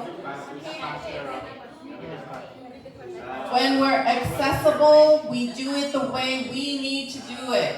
Okay? So you can stand up or come up to the front with your group.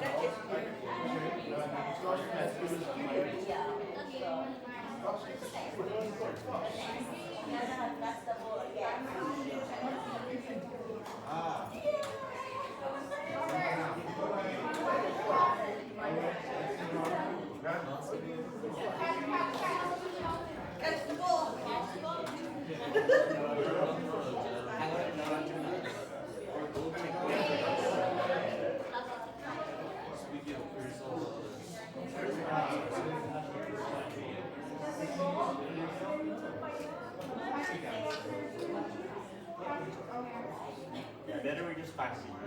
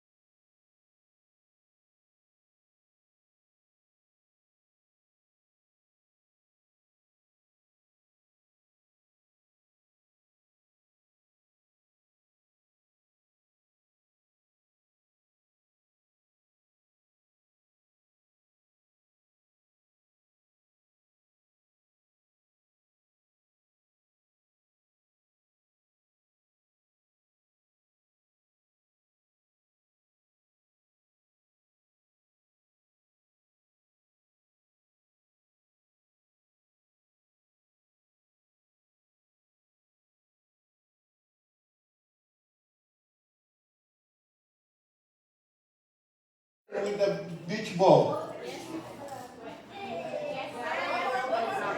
All right, one more person.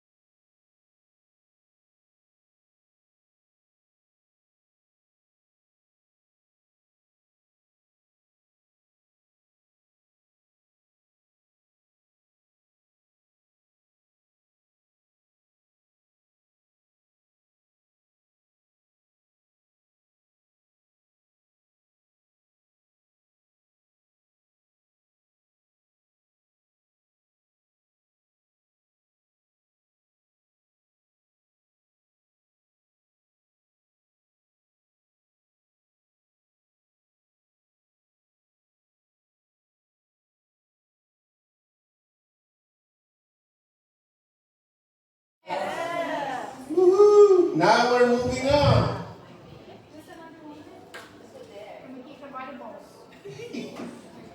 Now we have Mr. Felipe.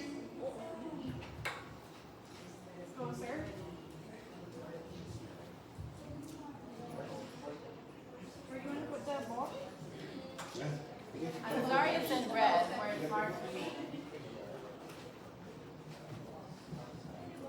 Hello, everyone. Inquiry. What is important to the person? Why is it important to the person? What is stopping the person? What are the fears and concerns? Who can help?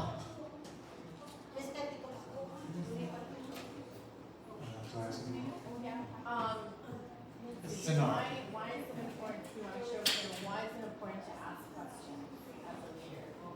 Why is it important to ask this question? Why is it important to ask these questions as a leader? As a leader, it is very important that you know who it is that you're leading. What? And these questions are necessary to get those answers. So, by do you want to say one of the most important things is why it's important to a person? Can you tell us why we need to know that? why is it that we need to know that? Yeah, Why is it important to the person? Understanding motivation and goals is an excellent way to develop a pathway and guide to that. Once you understand what moves a person, you can help them along the way they learn. Understand them to a greater degree. Now let me move down to what is stopping the person. Understanding obstacles is the next step. Once you know the problem, once you know the obstruction, you can plan around or through it. What actions are necessary, what tools you can use, what is that thing? What actions, tools, and what steps and plans that you must make. What are the fears and concerns? Fears and concerns. It can be said that these are possibly the greatest obstacles that can be in the way of one's goals, one's dreams, one's pathways. Understanding the fears and concerns allows you to address them as best as you can. Once you know these fears, and are able to allow your group to acknowledge them, is the first steps to overcoming them. Who can help? That's a question that a lot of us ask. Who can help us? And yes? A friend. A friend. Absolutely. Absolutely. We all need a friend. In fact, sometimes a friend can be the best thing you can have when asking these questions. A true friend. Well, and then there's family. You always often find them willing to help, as we can see here with the people that are with us today. Thank you for being here. Very nice. And finally, there are the support workers. Support workers. The people, sometimes they're the very first people that the very next people that we think of. When we ask ourselves these questions. We have an activity. Okay. As for our activity, our scenario is, I want a job. And then we ask, what questions would you ask the person? And as you can see here, here's a good start. That's right. Come Okay. up to that. So at each table, choose a leader. Okay? Choose a leader. And then what I want you guys to do, that leader is the person that wants the job. Okay?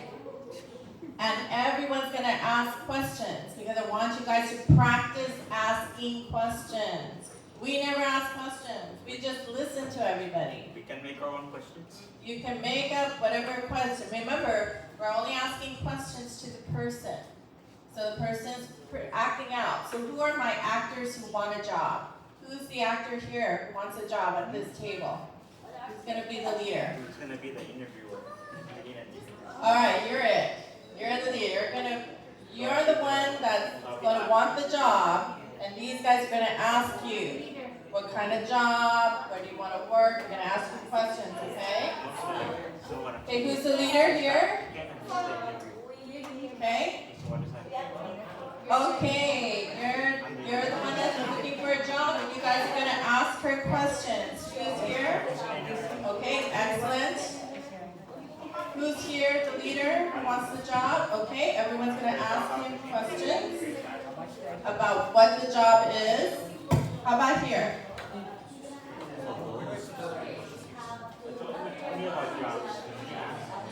Basically, like, if my friend is applying for a job, you guys ask me questions. What do you like? Oh, or like, why should we hire you? That's it. As in, like, pretend that you guys are the one doing the interview.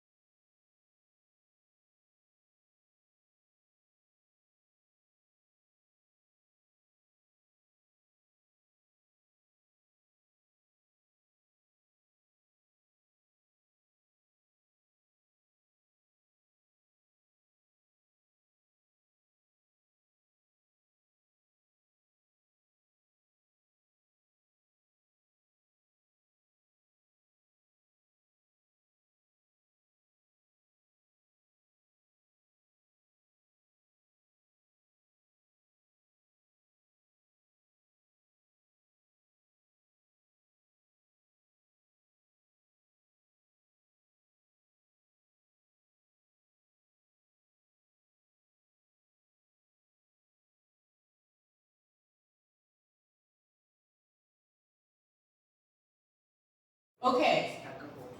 I know sometimes it's really hard for us to think about questions to ask people. But when we do what's called inquiry or when we're asking, it's because, remember, we're explorers, we're discoverers. But let me tell you something, what the key is, and I want parents and staff and everyone to listen about what's important when I say we are explorers.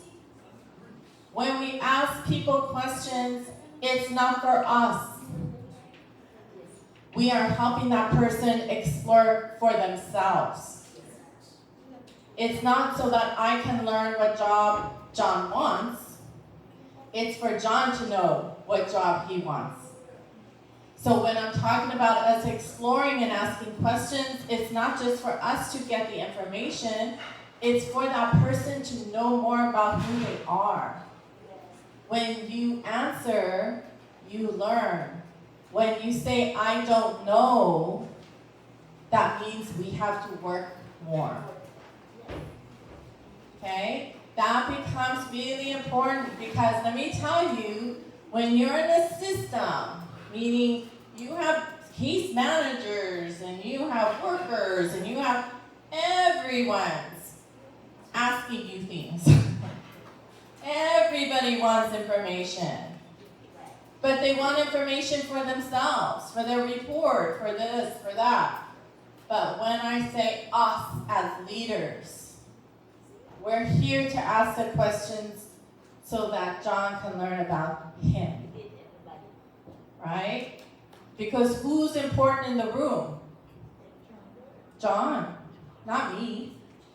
Not the center, not the agencies, not anybody. The person important in the room is John. Who has to learn? John. Who has to live life? John. Who do we want to be happy? John. Right? So John's like, yeah, I'm happy now. Right? Okay? So I want you to think about that because when we're talking about inquiry, we're always asking questions, but it's so that the other person can learn. Okay? Any thoughts? Anybody have any comments before we keep going? We're gonna keep going.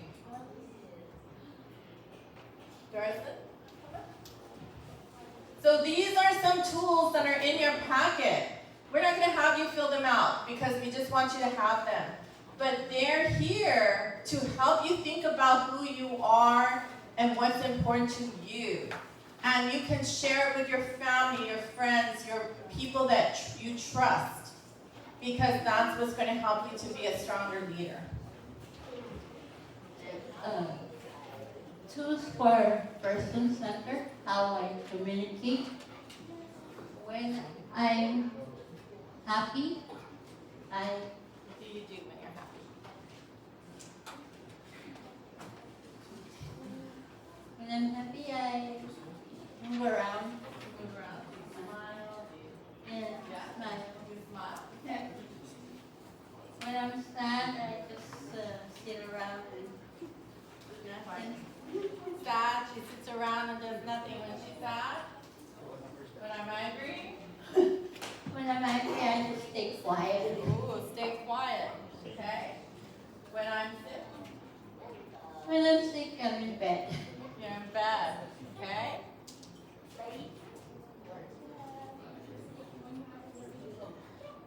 Two for certain. Okay, the language I speak is Chamorro and English. How I want other people to talk to me. How would you like me to talk to you? Sometimes in a loud talking, I have a problem hearing. Okay. So talking maybe a little bit louder because you have difficulty hearing, right? Any other way you would like me to communicate or talk to you? Through email, good one. Anything else? Through the phone. By phone? Great. Yes. Okay, excellent. Great job. Thank you. Communication is very important. But what's even more important is not, now I know if Dawson, is she quiet? She might be mad.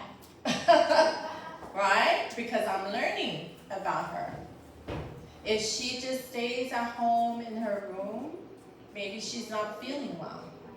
If I know those things, then I know how to help her or how to be her friend, okay? When she doesn't share, I won't know what to do. So it's kind of important for you to share this, to fill this out, not now, but when you go home, think about it and share it with the people that you care about. What's most important is this last one. How do you want people to talk to you? Okay? How do you want people to talk to you?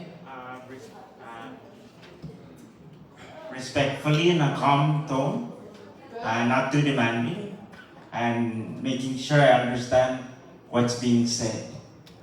Excellent, excellent. Anybody else? Okay, go.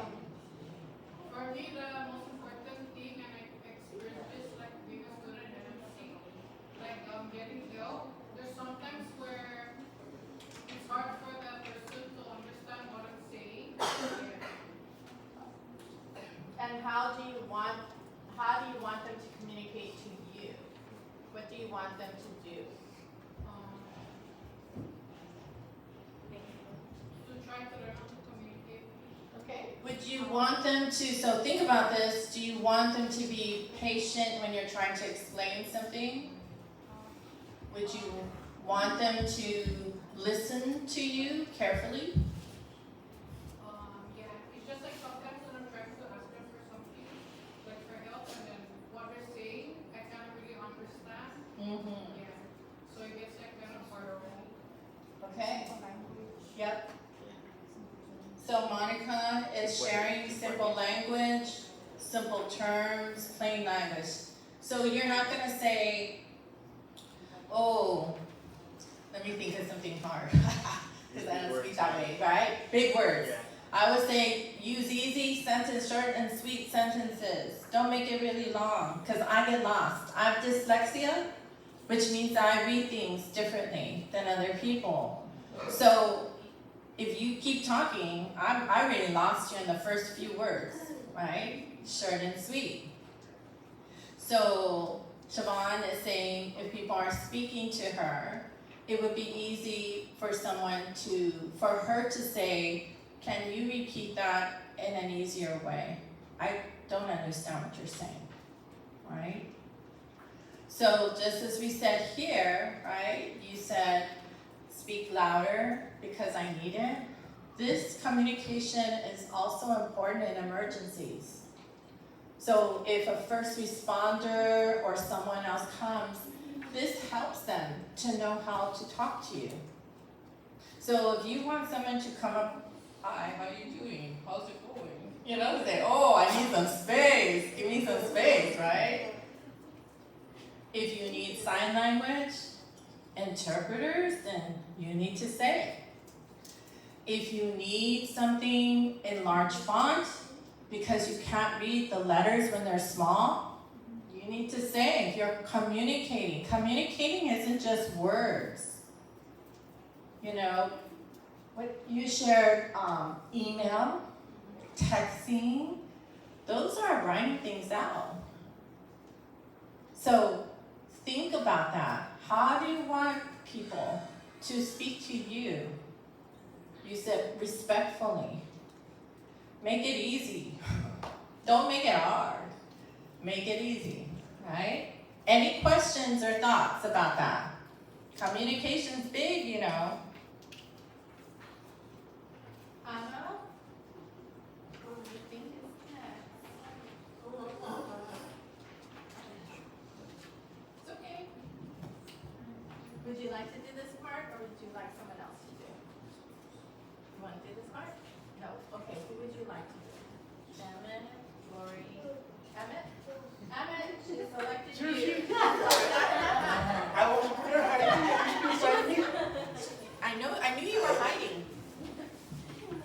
All right.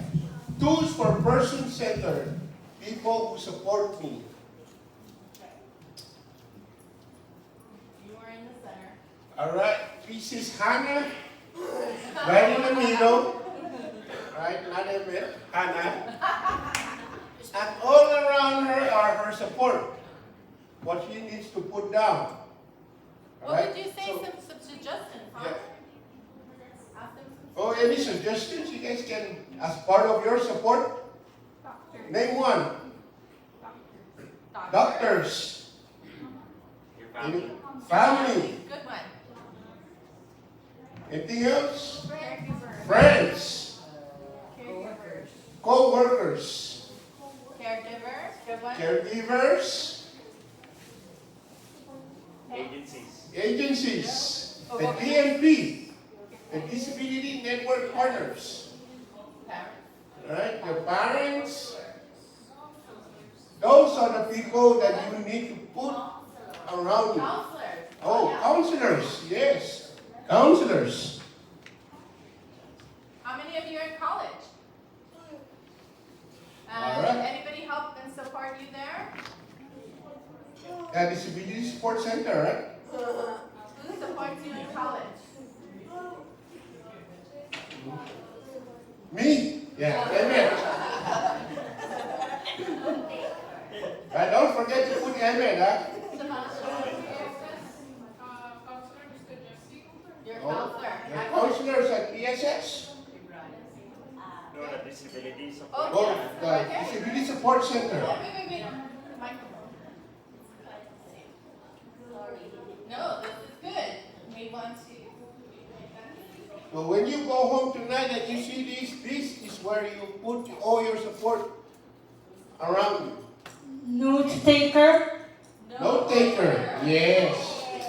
Note takers. That used to be my job. I used to be the note taker for people in college. Yes.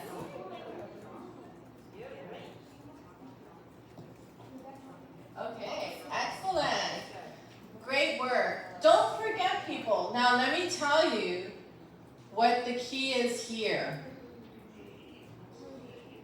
If a person cannot fill out all these boxes, they don't know enough people. They're not getting out and building enough relationships. Network. Yeah. So keep in mind, if the only people they put on their list is family, friends, and the center, but there's nothing else in the community, they need to have a fuller life. They need to have more people that are helping them, engaging them, okay? And you need to get out there and explore more. Yes, exactly. Because I want to see coaches, and I want to see. I have someone who has the guy from 7-Eleven because he goes to the same store every morning. And he puts his name up there because they're friends now. So he just says, the guy from 7-Eleven. You know, like he puts the name of the store, right? I also have another person that says that the driver for the bus is on there because he sees him every day and every night and feels that's a support person because he provides transportation.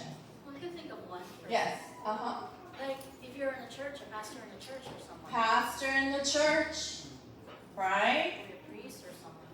Maybe you're in a group, a youth group or an adult group or, right? So think more about the people in your life, okay? Think more. Good job. All right. Oh, well, you might as well stand up, Emma. This is you. Okay, Anna, your turn, Jockey. All right, now we move on to what's important to me. All right, now what does that mean to you? What's important to me? So you can list down 5 of what do I want, what do I need, and what I don't want. So remember, yes, we want to know what you want. Yes, we want to know what you need, but we for sure want to know what you don't want. Yes. Because then we won't try to make you have it. Okay? I'm curious. I want to hear. Can somebody please tell me what you don't want? I like Monica? to hear. People leaning on my wheelchair, not giving me space. Oh. Good one. Yes, people leaning on wheelchairs. You're not supposed to do that. That's right. Right? Know that that wheelchair is already a part of that person. What you don't want. What I don't want is discrimination against our kind, because that's not allowed. Yes, discrimination against individuals. Oh, no need. Go. I want to be treated like everyone else. Yeah. I Nice. don't want to be disrespected. Right? Respect. Treated like everyone else. Anybody else? What You don't want. Oh, what don't you guys want? Here you go. What I don't want. As a full-time government employee, I don't want to be unemployed. Oh, yeah. Good one. Good one. Anybody else? What I don't want.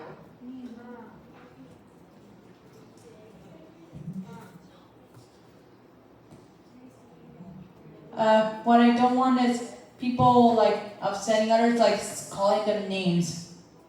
Right. That's right. So now, because we only have 30 minutes, let's turn it around, Emmett, because now I want to hear what people do want. What do you want in your life? Now I want to Okay. hear that. Now, what do you want? Yes, sir. A team leader for CEI. You want a team leader for CLI? Oh. You're looking for a place here. Anyone else? Please share. Don't just share. Yeah, what do you want in life? What do you want? What do you want?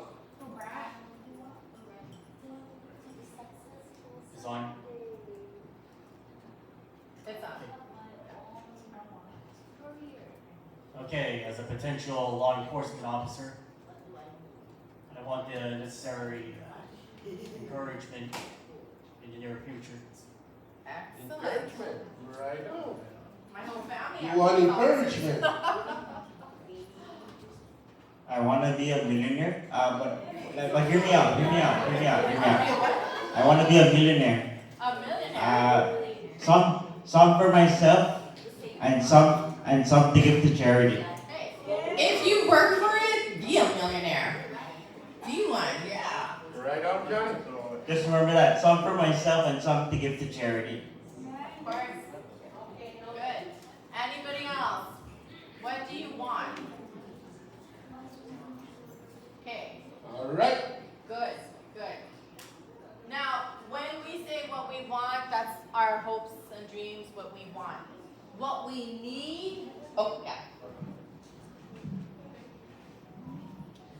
I want to help my family and friends together. Nice. Nice. Good one. Yes, Mom. Speak up for what's right. You want to speak up for? What's right? Absolutely, speak up for what's right. Yeah. And I pick up for what's wrong. And he's going to speak up for what's wrong. Yes, that's right. Point it out. Tell us That's what good, you Ramon. want to fix, right? Yep, Claire. I want a supportive community, to be part of a supportive community. Yes. I want to be a leader to support the community. Be a leader. You don't No, she doesn't. Good.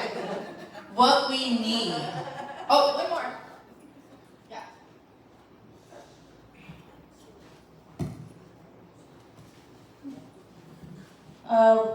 Maybe what I want is like every around the world a center for people who has disabilities. Good one. Good one. That's a good one. Right? Oh, yeah. My dream is I want to be a future governor of the cinema. Awesome. Awesome. just remember on what I need. Those are things like our glasses. Those are things like our cane. Those are things that you need.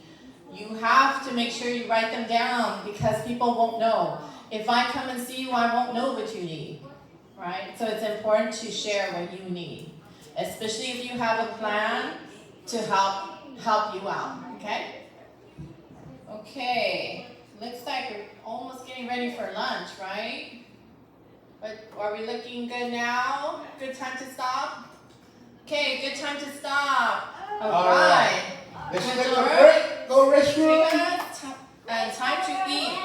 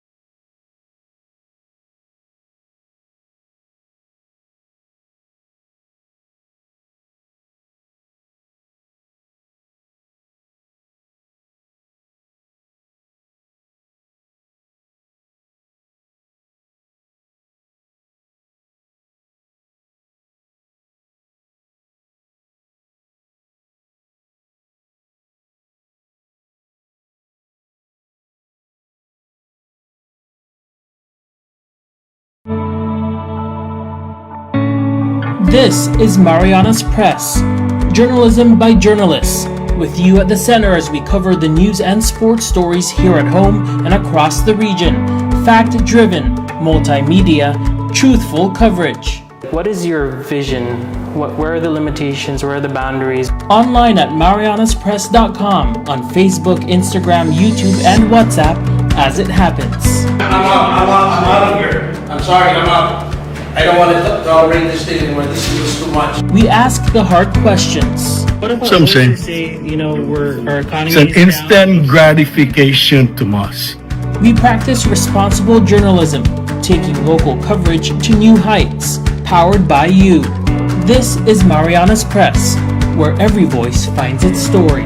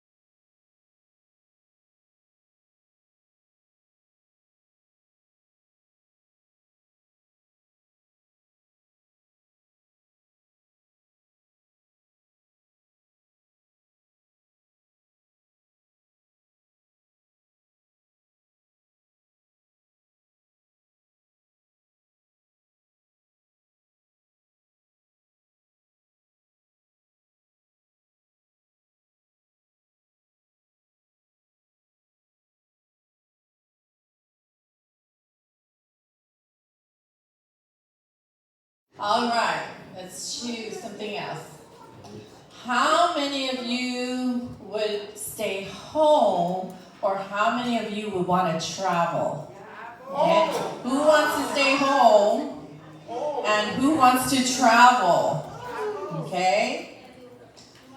How many of you would travel to Hawaii, and how many of you would want to go to Disneyland? Okay, Hawaii, Disneyland. All right. Okay. I cannot afford Hawaii. I know. Disneyland's pretty far too, right? Okay. How many of you like the color red? And how many of you love the color blue? Okay. All right. So red, let me see red. Let me see blue. Let me see orange. Let me see yellow. All right. Let me see green. Oh, green. Okay. Let me see purple. Okay. Anybody like black? Okay. Oh, that's a lot of hands for black, huh? Okay.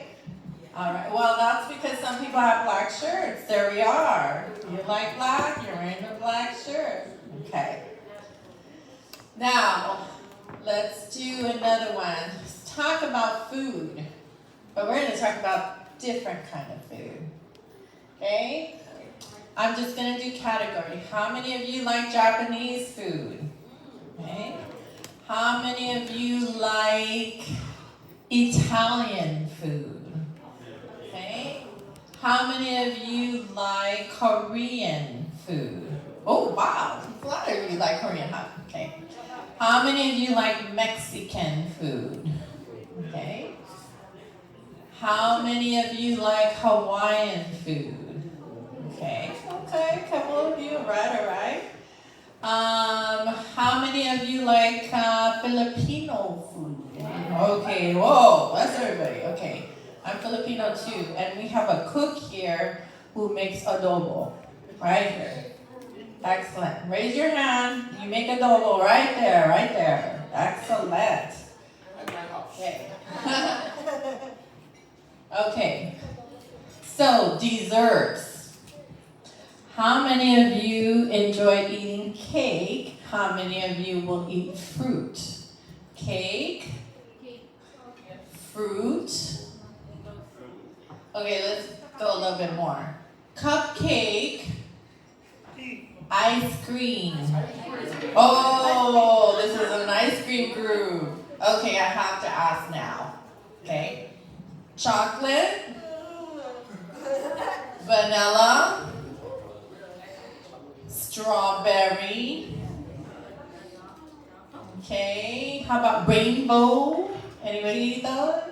Okay. What am I missing? What flavor? Which one? Oh, mocha almond? Oh, I never had that. That sounds good. All right. What else? Coffee? Chocolate chip? Okay, cookies and cream, I hear. Whoa, you guys are ice cream people. Yes. Okay, are we ready? Okay, awesome. Okay, we're going to continue on with some of our tools for you to use. Siobhan is going to come up and talk about My Life, My Dream.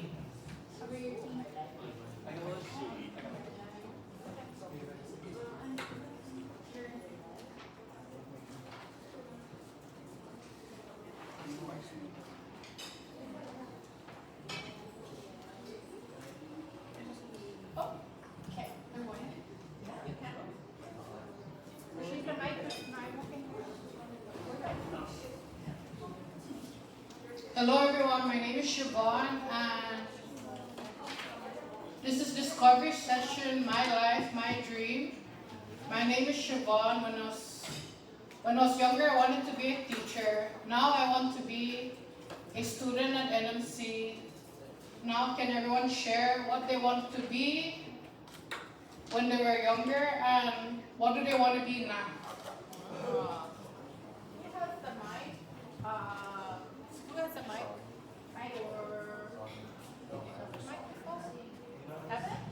Emmett, do you have the mic? That's all I do. That's all. Here, I'll run this one until we finally have the mic.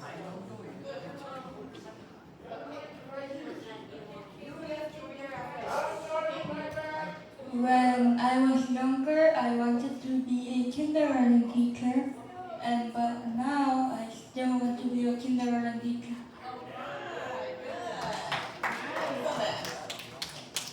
Who else? Anybody else?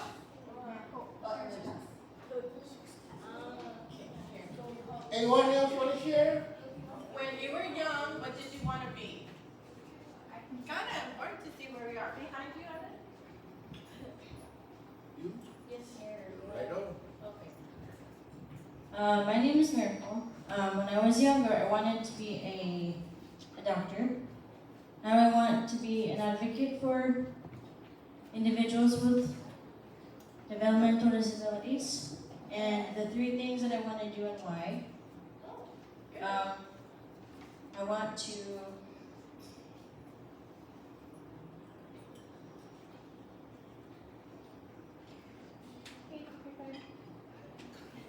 I want to be a singer because I love to sing love songs, and then I want to be a painter because I want to draw. I like to draw stuff, and then I want to be a fashion designer because I like to see people. I like to watch videos on TikTok about people making clothes and all that other stuff. Nice. Very good. Anybody else? Share. Oh, Lord. Hi, my name is Glory. When I was younger, I wanted to be a veterinarian. Now I want to be maybe a computer programmer. And yeah, that's it. You want to share? Oh, hi, my name is Johnson. When I was younger, I wanted to be a teacher, but now I want to have my own business. Oh, good. Good. Anybody else want to share? Okay, excellent. Very good. All right, we're going to move on to the next one.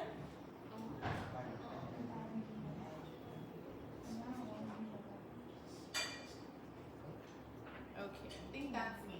Right, okay. Thank you. Thank you, Siobhan. Thank you. Okay. Okay. One of the things that we talk about is building our skills as advocates. Okay? So I want you to think of a cup. You can think of it as a shave ice cup if you like. But think of it as the cone. This is where you start at the beginning. You are a self-advocate. This is when you learn to have a voice. This is when you build your confidence and talk about things that are really important to you. This is when you start to think about who are the people in your life that are going to help you. When you learn to have that voice, then you move up and you fill your cup because now you're a peer advocate. Now you're leaders, like at the center, where you are helping each other to have that voice and be leaders. So now you're using your voice to encourage people to have what they want. We have someone in the front. What's your name again? Your name? Brad. Okay, want to be a police officer, right? That's what you are hoping for. Well, yes, but that's not all. I also want to become, with that experience, I try to become a U.S. Marshal or USMC for short. Okay. So you want to be an officer of the law. Yes. Okay? So That's excellent. So as a U.S. Marshal. As a U.S. Marshal. Ooh, you want to work hard at that. No FBI, no nothing like that.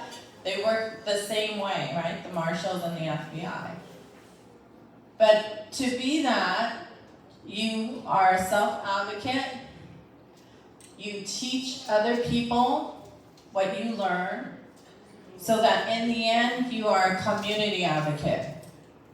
So whether that's the job as a marshal, whether it's the job as a leader, whether you have your own business, we have to start at the beginning.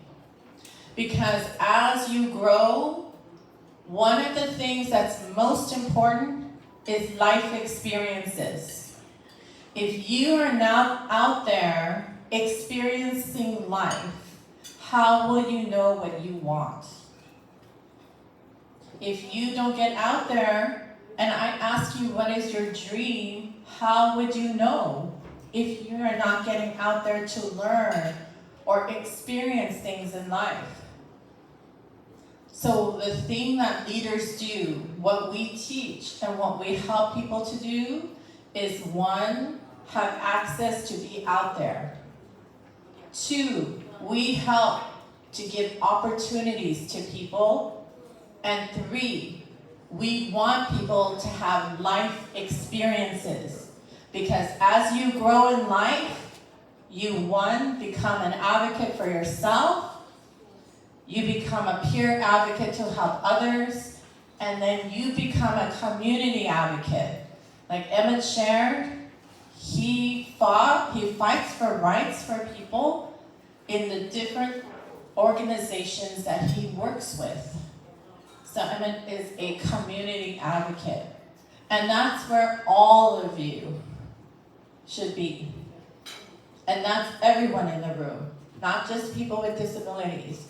Because this is our world and our place, and that is our kuleana, or our responsibility, to be part of everything, okay? So remember the cup. We're here to fill that cup. We're here to help you grow and learn. So how many of you are self-advocates? You have a voice. Okay, that should be everybody. Come on, you all have a voice. You all been sharing. Okay? How are you peer advocates? You guys are helping each other. How many of you are helping each other to have that voice, right? Good. How many of you are community advocates? You're out there trying to share your story and create a change. Great work. Keep that up and keep teaching other people. We have to focus on younger people now, right? To take our places. We can't do this forever. So we have to start working with our youth as well, okay? Great work. Donna?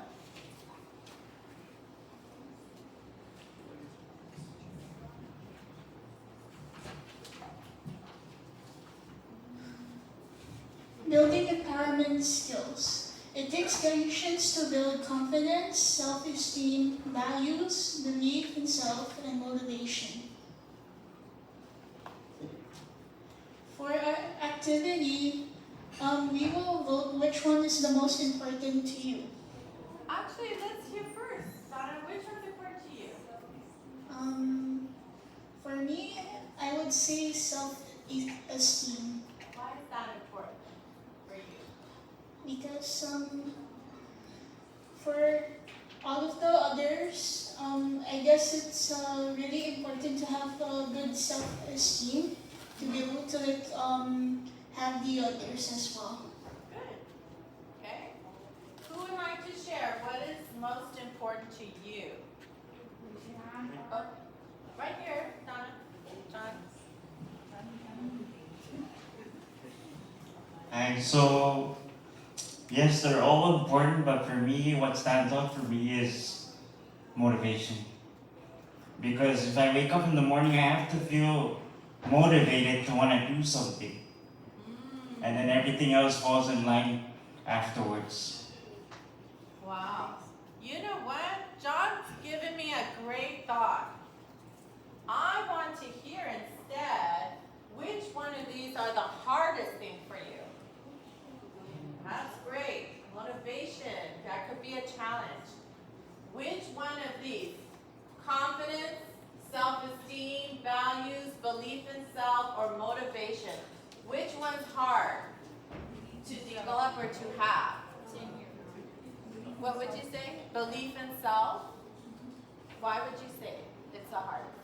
Because there are a lot of challenges and obstacles that we can face, but sometimes we can't believe in ourselves because we have a disability and we think that we can't do it. Yes, very true. Did you want to share why? Yours? Where's the mic? Oh, here, Emma, right there. You keep the mic for you, and then you answer questions, and then Emma, right here up in front, she wants to share. Who? Me. You. Right, go for it. Okay, so I said the belief in self because, sometimes people people that live with their disability is not, the thing that really makes me mad is the fact that That's okay. You're doing good. That's advocacy. That's advocacy.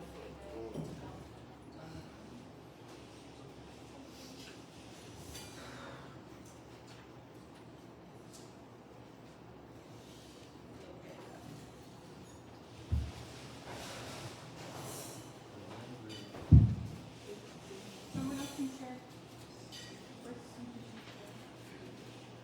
Okay, so we're going to give you a minute to think about your words, okay?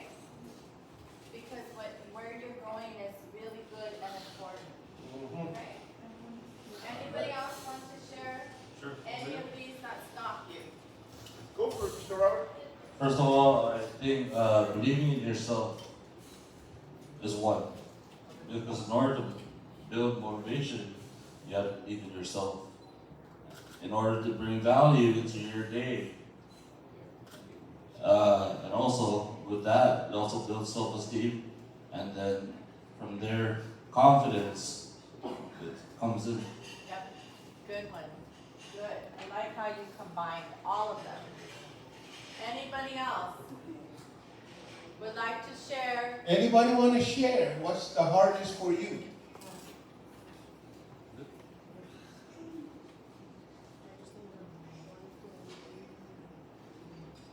Oh, right here. Who that? Oh, we should go to see.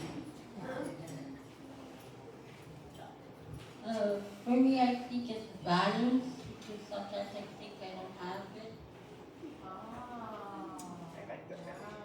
You don't have values. Wow, then you're not valued. Wow. That's strong. Very strong. Right? Anybody else want to share? Raise your hand, let's see. Don't be ashamed. Right We here. are here to learn Oh, from each other. right here. In the front. All right. To who? You. For me, for motivation, I like to be strong to help people. That's right. So building motivation, right? We already had, John talked about motivation. That's when you wake up in the day, right? You got to have it. But sometimes we just don't have it. So we have to figure out ways to get us going, right? Maybe we write down something that helps us think about something positive. Maybe we do a prayer that helps us uplift our spirits. Maybe we sing or have music on. Gets us going. Okay, don't get me started. Okay, I'm a karaoke dancing person, okay? But we do things to get us energized because the day is long. Things happen. The day could start really good and just have what happened? I was so happy this morning, and then all of a sudden something happens. But guess what? May I borrow this? Guess what? What you don't know that I know. You are all still here. You are all still strong. You haven't given up. You keep trying. You work hard. You have heart. You persevere. This is what advocacy is. But this is who you are. You can't forget that. So when you hear people say you cannot do something, when you hear bullies talk to you, when somebody comes up to you and says no, this is when your voice is strong. This is where they cannot touch you, in your heart. This is where they cannot touch you, in your mind. These are all the things we control. So when they tell you you cannot take that class in school because you can't read well, when they tell you you can't do certain things, you step back. It may hurt your feelings. That is the truth. It will. But that is why you have a circle of support. That is why you have the people you trust to uplift you, to have the center, to have your families. That's why we are person-centered. That's why we are leaders. Because how many of you have been hurt in the past and feel sad about something somebody has said or done? That's everybody. You don't have to have a disability to have that experience. But what you have to have is, how do I keep going to reach my goals? Because the only person in charge is you. So I appreciate, this is a big one. This is a big one for us. Because all of these things, without one, it affects all the others. If you do not have confidence, your self-esteem could be affected. Your values, your belief, and your motivation. But we want to turn it around. We want to keep it in mind.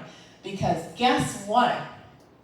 You focus on one of these, all of them will work for you. So don't worry. If you got belief in yourself, I can, guess what? You'll be motivated. You will have confidence. You will know I'm valued and I'm important. All of it will work, okay? We share that because this is what life is like for everyone, okay? Guys are good? Okay, confident? Got self-esteem, I believe in me? Okay? Values, I am important. Yes. All right, gonna believe in things. You guys are motivated, even after lunch. Okay, you guys are motivated. All right, let's thank Donna very much for her section. I thank you for your honesty and trust in sharing with our group how you feel about things, because this is how we learn, by our stories. So one of the things, advocates created a way to problem solve, because they thought, how do we solve situations or issues? So advocates in California, they're part of the Consumer Advisory Council, came together and said, studied leaders and studied different things and said, we need our own way to solve a problem. So they came up with something called Think, Plan, Do. I'm going to think about what's important to me. I'm going to plan and create the steps, and I'm going to take action. That means I'm not just going to say I'm going to do it. It also means you're going to tell me when you're going to start, and you're gonna say who's gonna help you. Very simple. It's a problem-solving activity. What is it? Think. Think is what? What is important to me? What is plan? And do? Take action. Okay? Very important. Because when I come back and you say, Tammy, they won't let me into that class in college, I'm going to say, we're going to do a what? Think, a plan, a do. We're going to solve the problem. There has to be easy ways as leaders for us to teach people how to solve their own problems, because that is self-determination. Okay?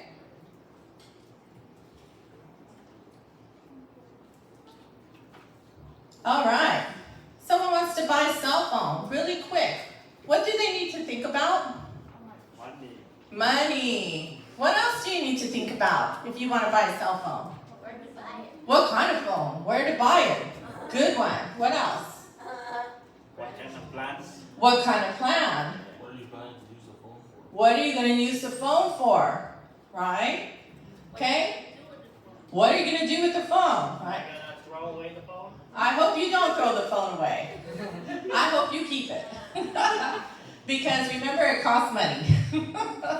No, when Plan. when I meant plans, I meant like cell phone plans. Yes, I know. That still costs money. Okay, plan. Think, plan, do. Plan. The steps. What's the first step? Anyone give some thought? First step? Figure out the way to earn enough money for that. Figure out a way. Yeah, you got to start with the money. Figure out a way that you're going to earn the money. But what's the next step? What's another step we could take? Scam people for money. Ask people for money? Okay, that's a good way. Yes? Get a job. Get a job, right? Make sure you have your job so you can pay for your phone. I think before we do all of that, you have to pick which kind of phone you need to buy. Because Good one. cost the same. Pick the kind of phone you want so you know how much money you have to save, right? So you see how it works? You're asking the questions and you're writing out the plan. And of course, the do. I hear lots of people say, oh, I'm going to get a phone. And then I come back months later, I'm like, did you get the phone? They're like, not yet. I'm like, what you waiting for? Still planning it. Still planning. Still stuck. So I'm gonna give you a scenario. Here we go. If I gave you $1 million, Oh yeah. $1 million, how many of you would run out and spend all that money really quick? Slowly. How many of you would write down and think about where you're gonna spend that money? How does like, there I am, okay? How many of you would just hold it and keep it for a long time, not spend it, okay? So you see, here the thinkers are just holding the money, so nothing's gonna happen, right? The planners, they're like, oh, I'm gonna think about it and we're gonna plan, but then nothing's happening for them. And the doers are like, I'm just gonna spend it all. I have no plan whatsoever. Think, plan, do slows you down so that you can think about it, create the steps, and take action. Then you'll be informed, you'll be happier with your decision, and you'll feel like you got what you wanted. Okay? Okay, great. All right, activity time. Glory.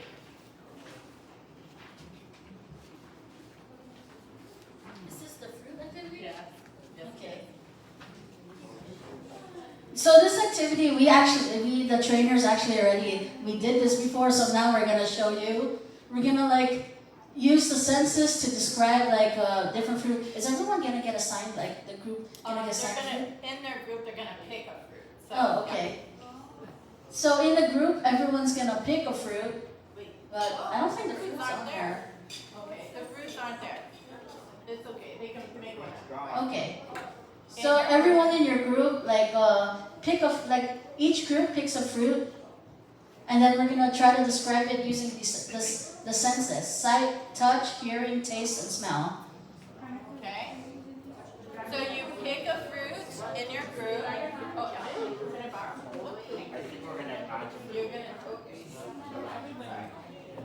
You're gonna pick a fruit. So let me just make one up, and you guys cannot use this one.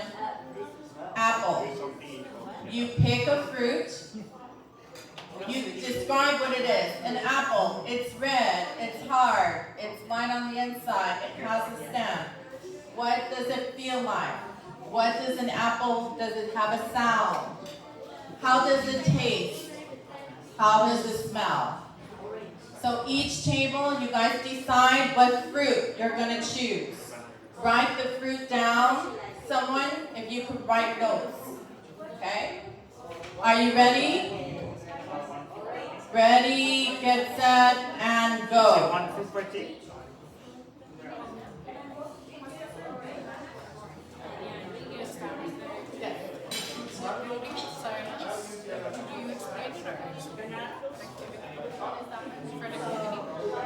For UC information?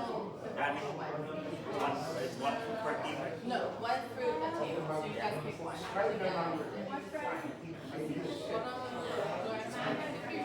College.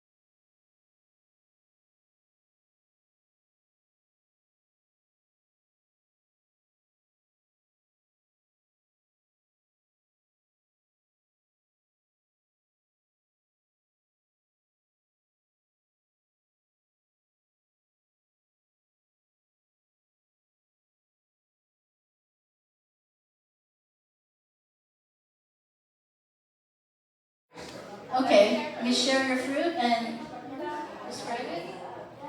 And we're the speaker for the group, so we chose papaya. Okay, good. So for the site, we see a color orange papaya. For the touch, it's a very soft papaya. For the hearing, you can hear the sounds of chewing while consuming that papaya. For the taste, it's very sweet. For the smell is not the same as the taste though. It's kind of bitter. That's right, that's right. That's right, very good. Good job. All right, good job. Okay. I'm gonna ask this table. You guys want to share?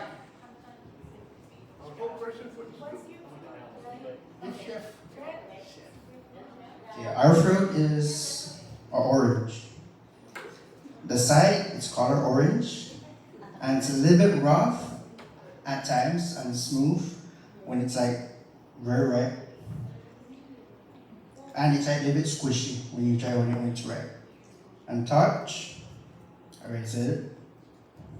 For hearing, when somebody's chewing it, it's like a squishy kind of sound. And it tastes sweet but sour at the same time. And smell, like little bit sour smell, almost like a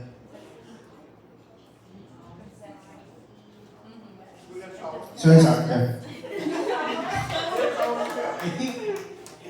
Right on.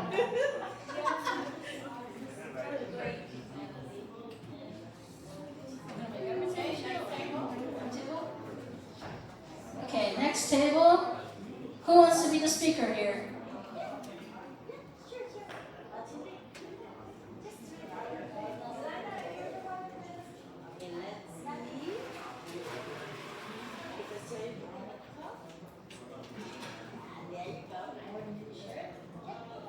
Sign, touch, hear, taste, smell, colors, soft, orange, boo, sweet, flowers, orange, sour, fruit.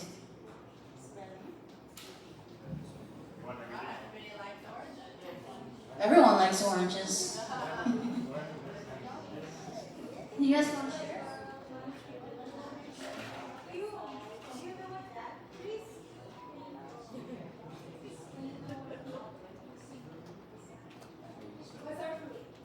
Our fruit is mango.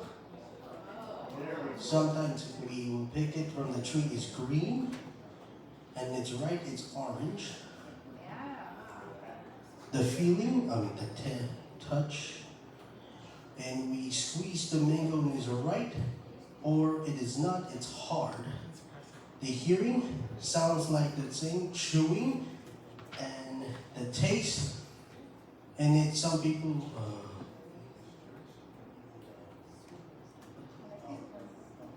sweet and sour taste.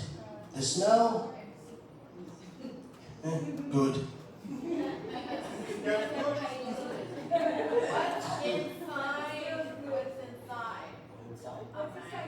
Does it have something inside?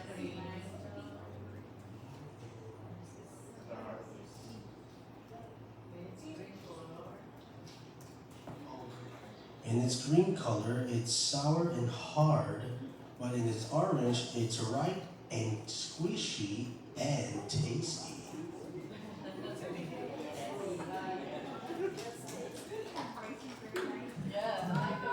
Okay, next table. It should be on TV and the radio.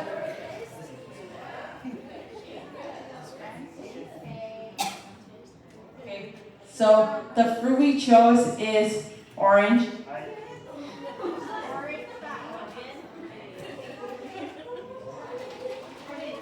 Okay, the side is of the color of the orange is, orange.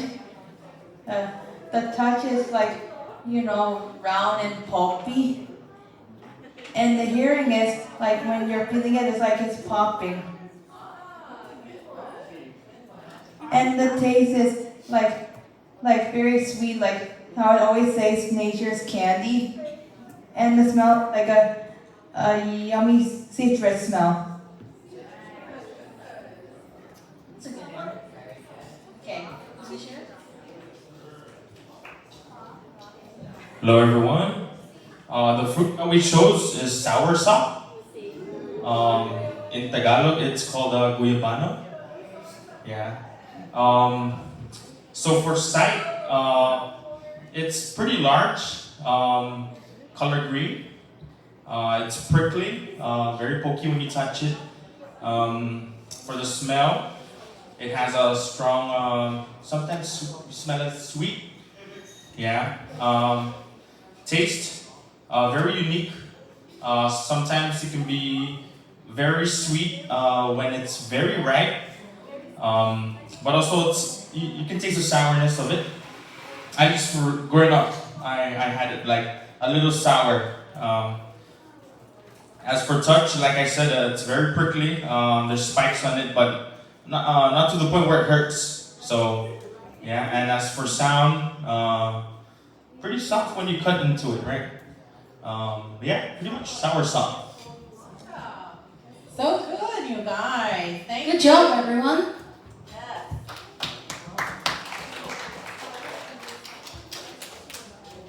So the reason why we do this activity is we need to pay attention to using senses, right? Not just what you see, but what you taste and feel, what you hear, what you smell. Because some of our friends may not have some of those things. And so we need to help to understand how people can do things differently. There are some people who are blind who use Braille. So touching and feeling things and being able to read becomes important. For other people, maybe their sight is not so great. I have a friend who's on our team as an impact trainer. And unfortunately, he had a staff who wanted to take a shortcut somewhere, and there was a big dip, but they didn't tell him, so he tripped. Because when he's looking down, it looks differently, because his vision has issues, and he didn't have his white cane. So when we are helping other people, it's important for us to pay attention to what's most important in how you do things in life. Because knowing how people use their senses, how are they listening, how are they looking, do they smell things? I have my aunt in food would smell everything because she was so worried that things would be spoiled. So she would just smell all the food to make sure that it was fresh. So this is not a disability thing, this is just a normal, everyday thing. So how many of you eat food that if it were prepared and looked awesome, like you saw here, it's so appetizing, you would eat it all, right? If you had dessert and it was flopped on your plate and looked not so great, would you try it? Maybe not. Because you're looking at how it looks. If something smells different, would you try it? Probably not. So we use our senses every day. We just have to understand it better. Okay? Especially for us. Alright? You guys good? I didn't know how many of you like oranges. Everybody chose oranges. That was good. Thank you, Glory. Any comments, Glory, on the activity? No. Okay, good. All right. Hey, Siobhan.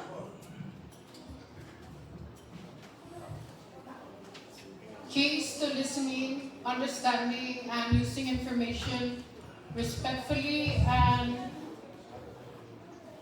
effectively.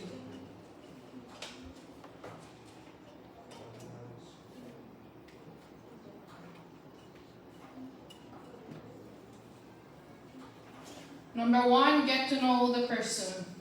What to say. Is there anything you would like to share about yourself? Why it matters?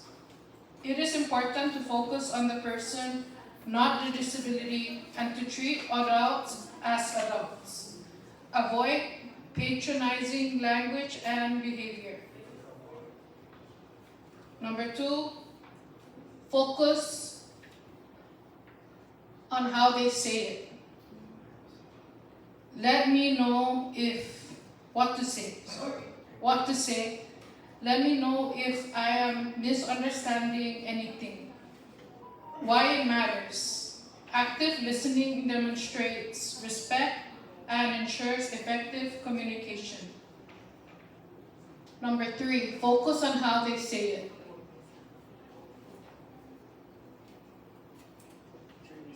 Is there a preferred way you would like me to communicate with you?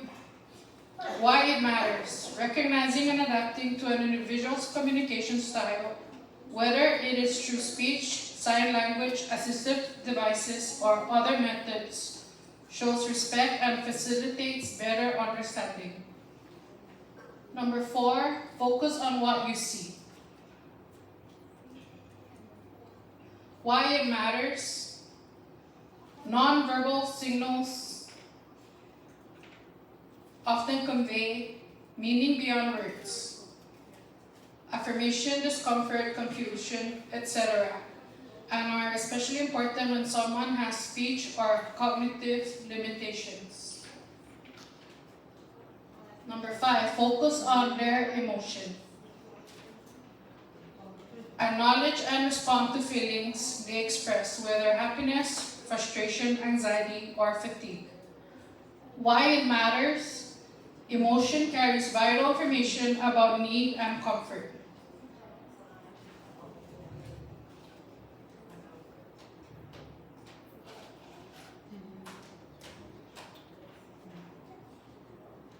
Number 6, learn their nonverbal communication.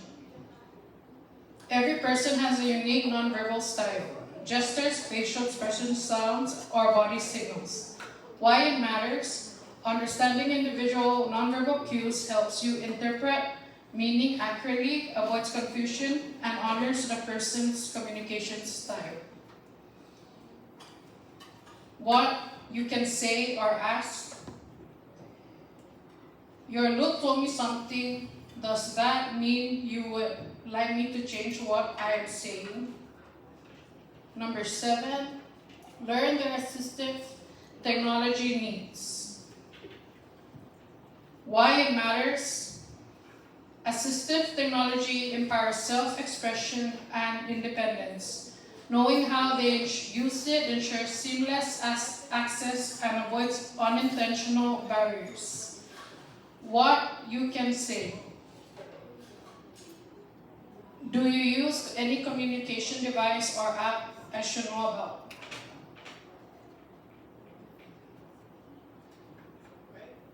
And Ms. Tammy will explain the activity. Okay, thank you.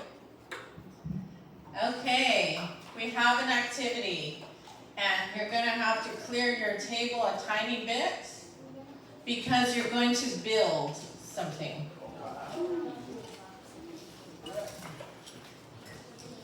In your bag, you're going to find some things. Chopsticks, straw, popsicle sticks.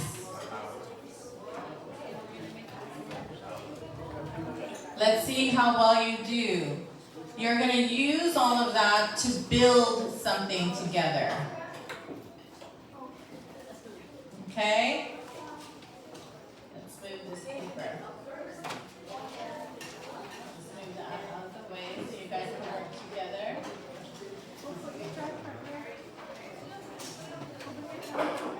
You can build whatever you guys think of. I'm not going to have you build in silence, meaning you guys can't talk to each other, because I want you guys to talk to each other. And I want you guys to think about what you're building. Okay? So No cell phones to look up what you want to build, okay? Put those cell phones away. You guys have to come together. Everybody has to have a part in building something, okay? Are you ready? Any questions? Okay, ready, get set, and go. Build it together, one whole thing together.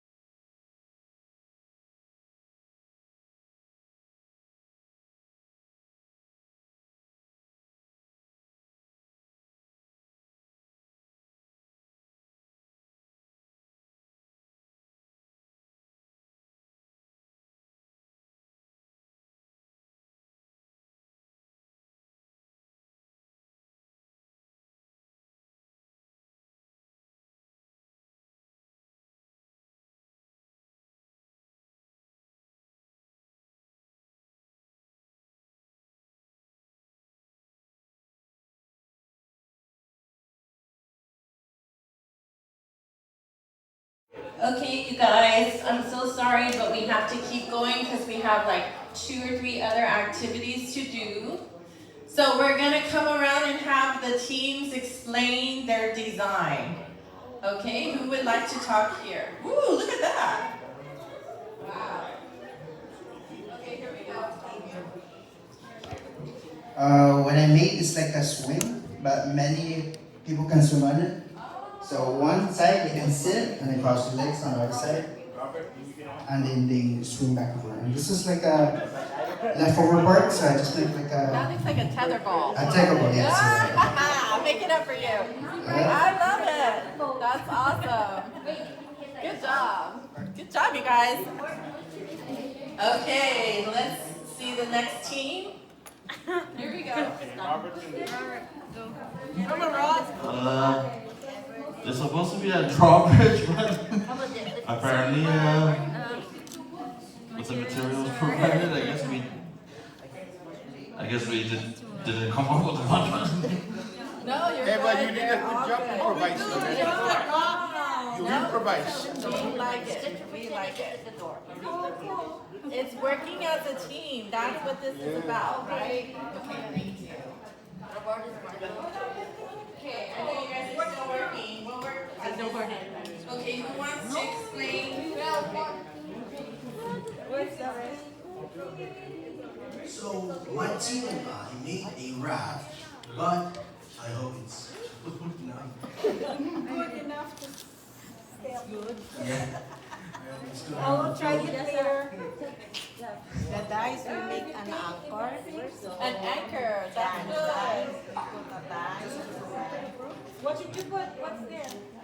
So we use the chopsticks to make the mast, and the straw as the part for the sails, and ice cream sticks to handle the mast.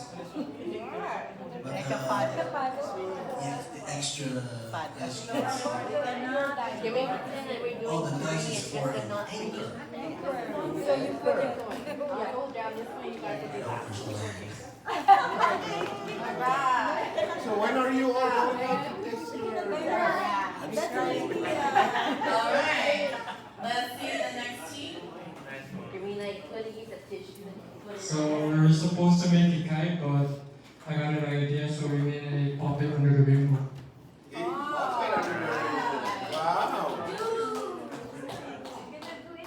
Wow, that is really good. Hopefully it doesn't fall. My storage is too full. But that's okay. That's okay. One of my favorite pictures.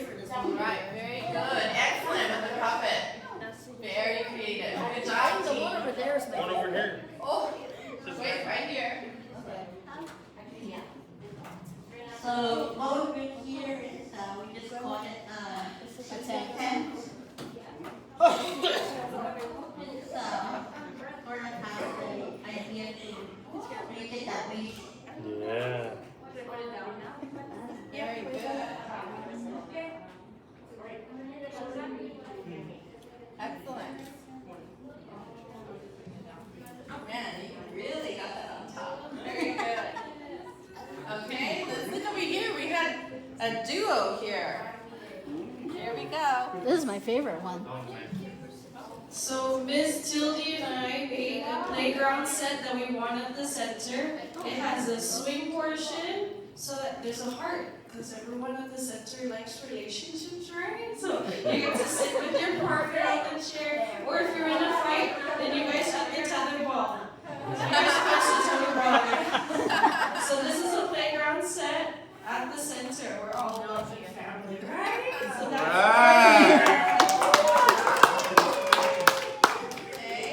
All right, last team right here. Just forget about the 3D thing. It's a waste of time. No, it's all good. It's all good. Remember, this is what I want all of you to know. I tell my team and other advocacy groups, there are no mistakes. There are no mistakes. Okay? Here we go. We have to explain. the house. We both decided to make a house, and then suddenly we changed to 3D, but cannot start. Okay, it's a house with a car. Okay, very good. Okay, that works, that works. Excellent, great job everybody.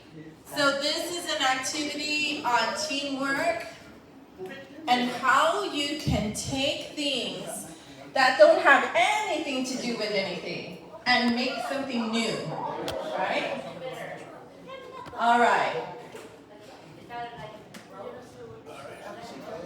Okay, you guys ready?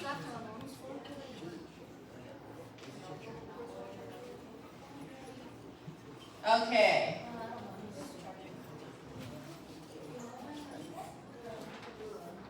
Here we go.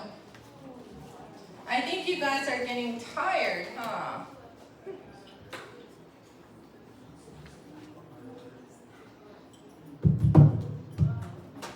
All right.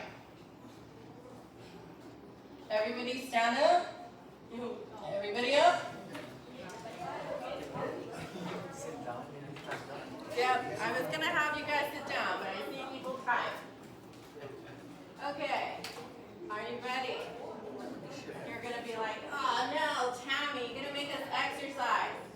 A little bit, okay? Oh, there we go. The first guy, he showed us the pose. Pull it up. Come on, stretch it out. You guys all ate.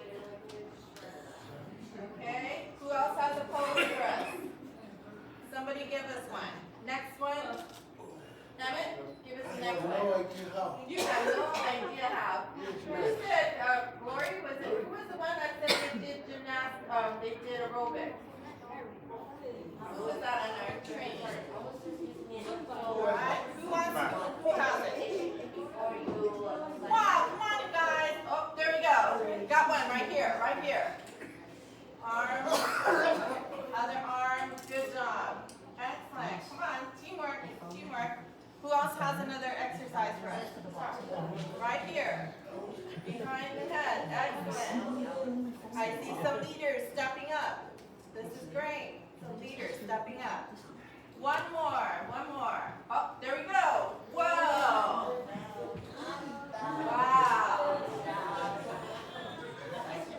Excellent. All right, you guys, A+. A+. Right there. Thank you.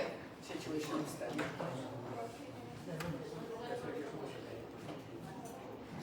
Okay, are you ready? You're up. Okay.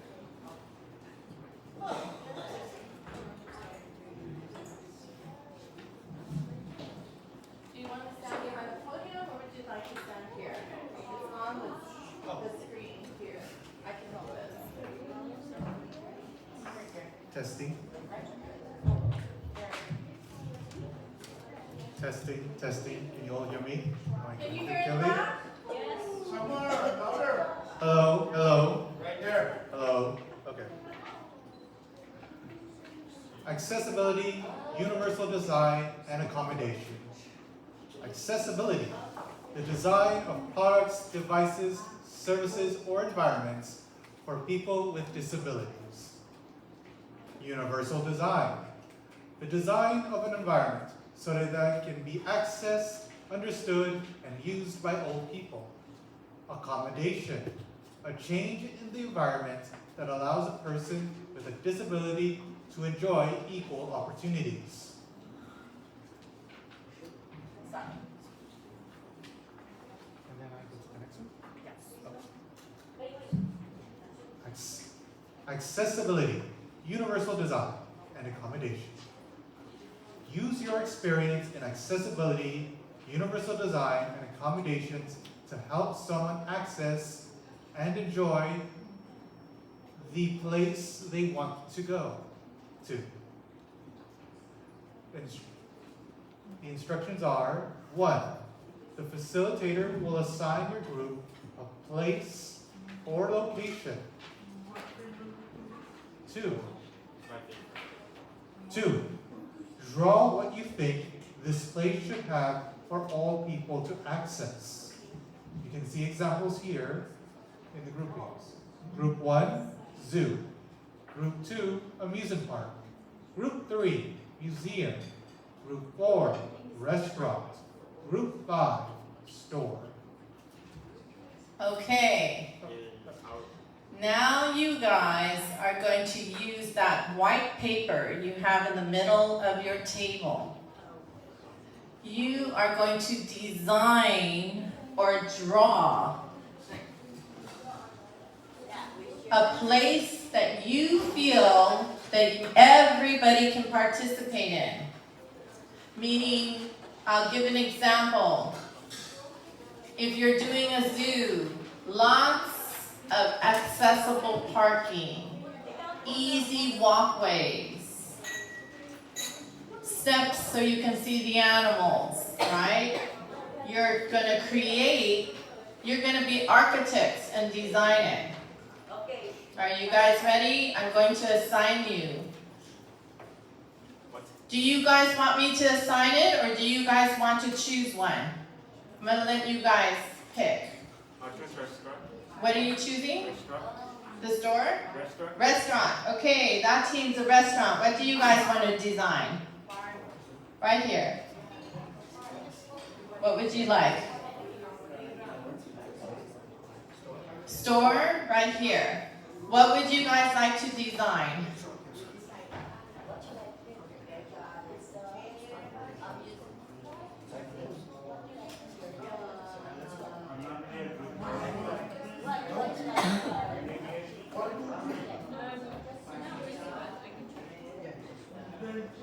Did you guys pick one? What are you designing? A park? Okay, I'll add that to the list. Okay, remember it has to be accessible. Everyone can use it, and you have to put in the equipment for kids to play and make it accessible. Okay? Number 2, amusement park. Oh, that's fun, like Disneyland, right? Okay. Okay, what are you guys doing? Designing?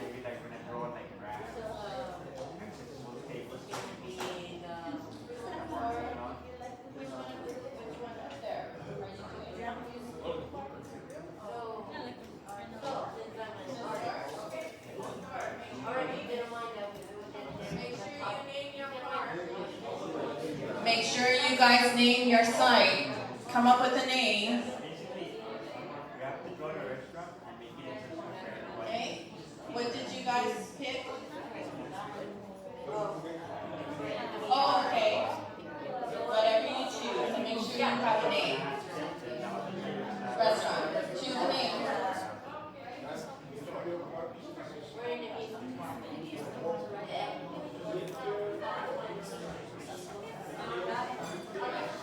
Remember, the restrooms need to be accessible. Think about how people are going to get around. Think about the lighting. These are all things important in your space.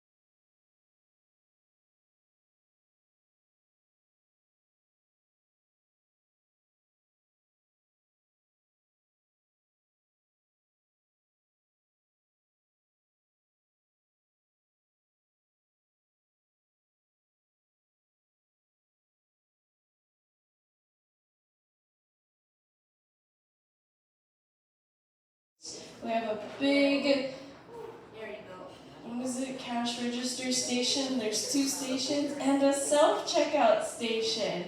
Now, at our store, you can have those motorized wheelchairs with the basket. You can have your own basket, or you can have carts. We got an accessible restroom in the far corner. Only 1 person at a time, please. And then we also have windows on each side for nice light everywhere. This is the store. We're selling books. And that's our store. All right, very good. Excellent. Okay, next group.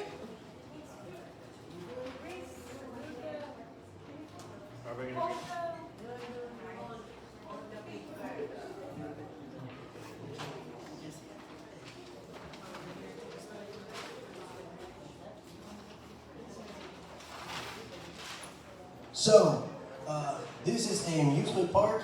I think it's Disney. So I made the entrance and the parking lot and the bathroom, and the rest of the team made the roller coasters, the Ferris wheel, and a clown with a sun. And what is that? Is that a balloon person? Oh, dancing man. Dancing balloon man, all right. So, what was that? Oh yes, it is him. I'm interpreting in there. So that's what I get. That's it? Yeah. What is that? Which one? What's that? A Ferris wheel and a roller coaster and Disney. All right. Oh, okay. And a clown with a balloon.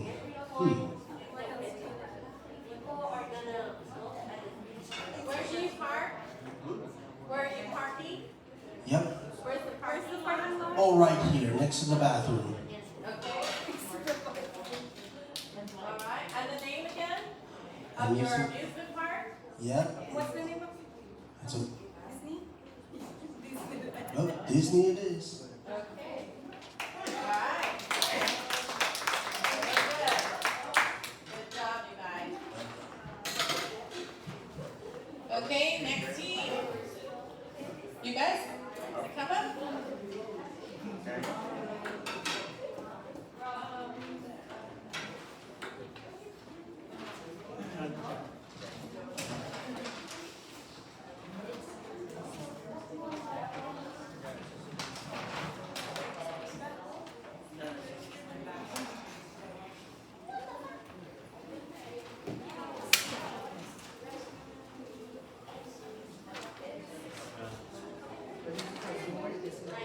So apparently this is our version of McDonald's. Apparently we didn't take advantage of the space on the paper, but apparently this is our version of McDonald's, where we kind of tried to do like a little bit of an accessible McDonald's, where our entrance was on this side and the exit was on that side, along with our parking lot on this side, and then the ramp going up.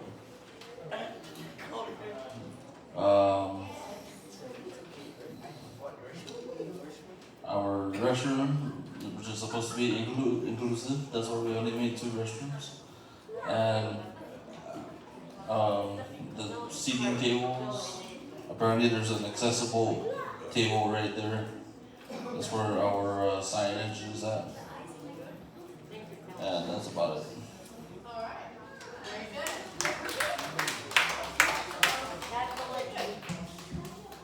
Okay, next group.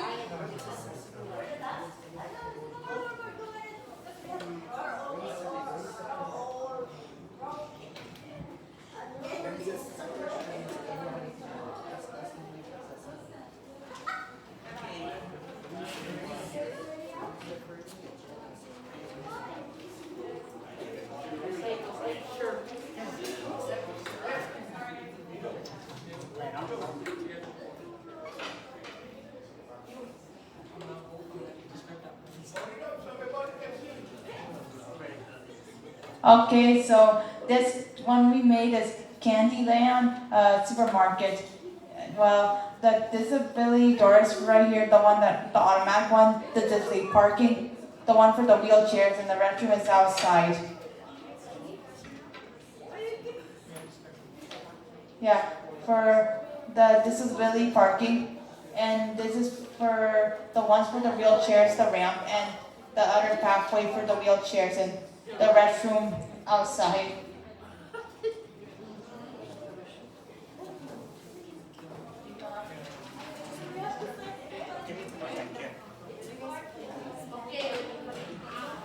So for the inside for the stores, like I made it easy for the butchers to walk through and stuff because some stores is really like I was curvy and stuff. So pretty much to make it easy, all the shop is here, short and short, so they can reach.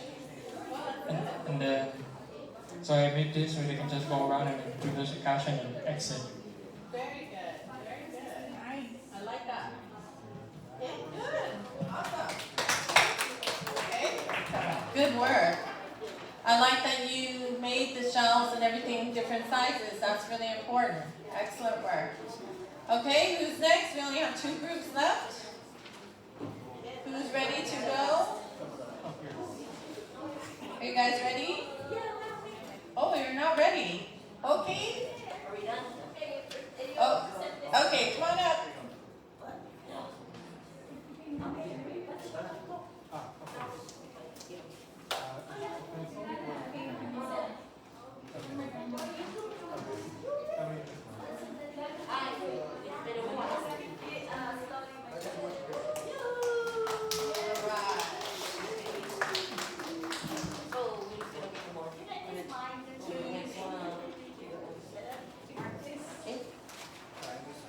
Amusement park, Funland. Ferris wheel, merry-go-round, security booth, swings, seesaw, and sorry. Sorry then. Huh? Now you can explain. I think so did it. You both can talk. Online, thank you. Okay, there you go. Okay. There you go. Railroad, Vow statue,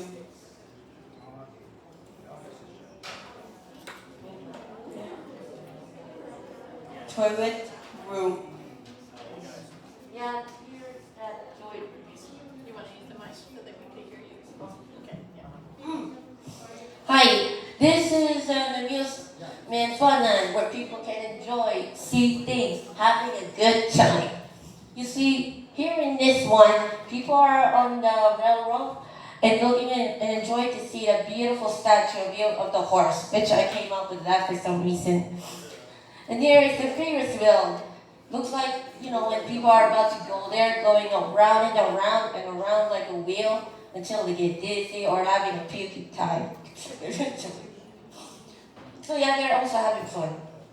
And they're in the merry-go-round. They're going around and around and around like a Ferris wheel. But yeah, having a good time. And there's a security booth.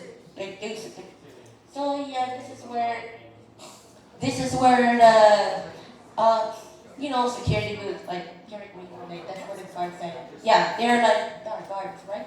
Yeah, security guard. Okay, yeah, there's like security guards and there's the entrance where people are gonna go in. And there's that swing. People can have fun, I think. You've seen that on elementary school and TV. That there is the swingy thing you see. Yeah, so people can actually have a, 2 people can swing in and there, like rock back and forth thing. And the seesaw, I did it. What is it? Huh? How about the park? Tell us about that. Oh, okay, there's a park. Okay, didn't notice until now. Parking space. There you see there's meaning that there's like where cars and vehicles are going there. Now there's a toilet room. And then there's a toilet bed. And then you don't know, the seesaw I never did see before. But yeah, it looks like this. I don't know how for me, I didn't even see a seesaw before, so. But yeah, it looks like it's some kind of a cross and it's on the water. So yeah, there are places. I mean, there's a view statue, railroad, yeah, a Ferris wheel, a merry-go-round, entrance, a security booth, the swing, seesaw, the toilets, men and women, and the big parking space there. Also, it's called amusement fun.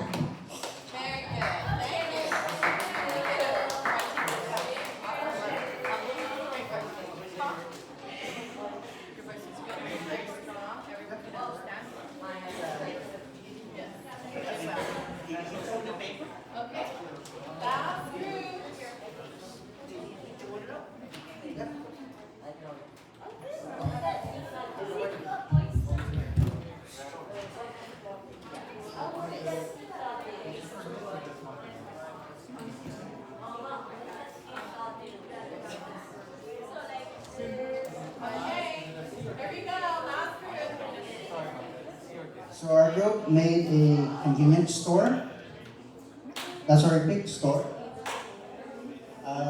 What we show is the accessibility ramp, so they can go in, and the doors are automatic. So when they go in, it's open by itself. And then I made the accessible parking lot even more closer, so they don't have to deal with going across the whole parking space. And I make it like one way, so they need to go in and then out from the other end. And there's the checking stick, the counter when they purchase, and they can just go here. And there's the electric scooters that you can sit for people that cannot walk, or the people that have struggled to walk around. Yes, and there's the carts here on the side. And then we got the accessible restrooms. It says men here, but it's supposed to be for both anybody, but that's accessible. And then the shelves, and then a table and chairs to sit when they get tired. Yeah. And this whole place is a parking lot. Nice. Very good. All right, thank you. What's your name?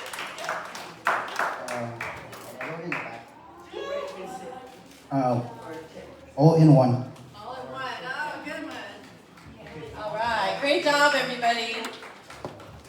So I want you guys to think about when you're in a store, you're at a park, you're at Starbucks, wherever you are.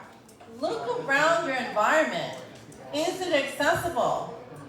Can you get in? Can your friends get in? Can families with strollers move around? If you're in a restaurant, can you move around? Can you find the bathrooms easily? Are there room in the bathrooms for you? What's the lighting like? If the lighting is too low, you might fall. What's the flooring like? My dad uses a wheelchair. Let me tell you, if you have rugs or anything, it's really hard to push it on the wheelchair, with the wheelchair. Okay, my mom uses a cane. If the flooring is too slippery, it's hard for her. She doesn't have the grip for the cane. So you have to think about all of these places. If you have tables, I have friends where they're very short and the tables are just too high. That's just who they are. And so sitting at a table that's high, you can't eat. So making sure you're not, yeah, she laughs too. Well, she has a good spirit because she's about this tall, maybe like 4 feet. And she always tells me, Tammy, pick a restaurant that I can eat at, right? But she's literally talking about a place that she can go, right? If there are lights that are shining, that might be too hard for someone with seizures, if there's so much flashing lights. So we have to think about those things. And if it doesn't work, what do? If you can't get in, what do you do? Huh? What do you do? File complaint. You can, right? How many of you would speak up? Yeah. Okay?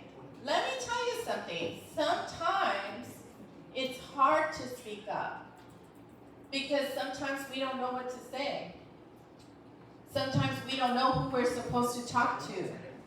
So if you want to go to a place, a park, a restaurant, a store, and you can't get in, or you can't use it like everyone else, and you want to say something because you're passionate, you feel strongly, speak to someone. Speak to one of your leaders. Speak to a friend or family member so that you can do think, plan, do. So you can think about what you want to say, and you can take the steps so you can have a voice.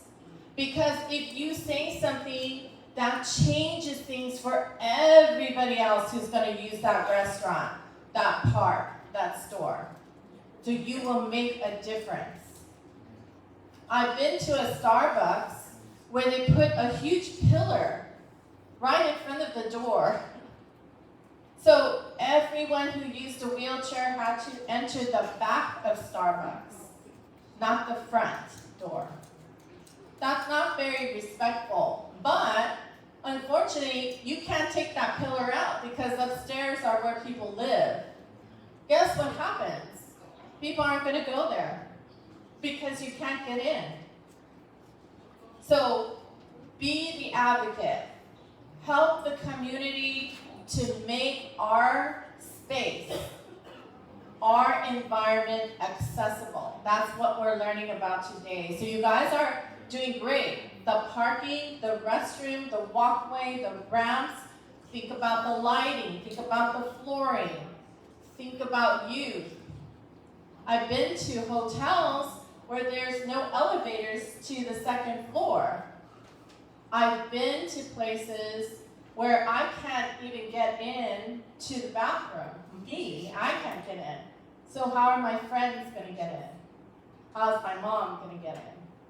So we have to think about those things because it's part of our job to have a voice. So how many of you have a voice here again? Let me see. Okay, everybody has a voice. And if you can't do it, you're too shy, you're too nervous, who are you going to ask? Who are you going to ask to help you? And everybody can say Emmett if they want to say Emmett, all right? I know. Emmett will do it. Yes, Emmett will do it. Let's now talk about rights and responsibilities.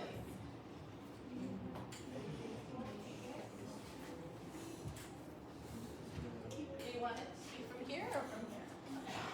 Which one works for you? Can you read it?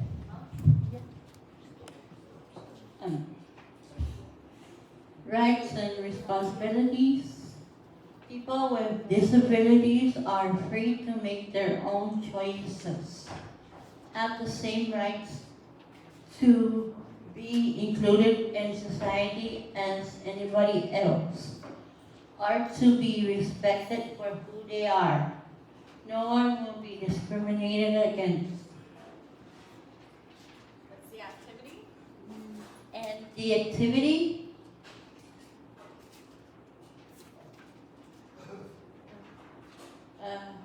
vote on the top 3 rights are important to you.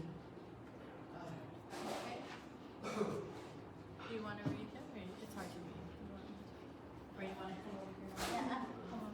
Okay. Okay, so you guys are going to circle the 3 rights most important to you. We're going to read them out.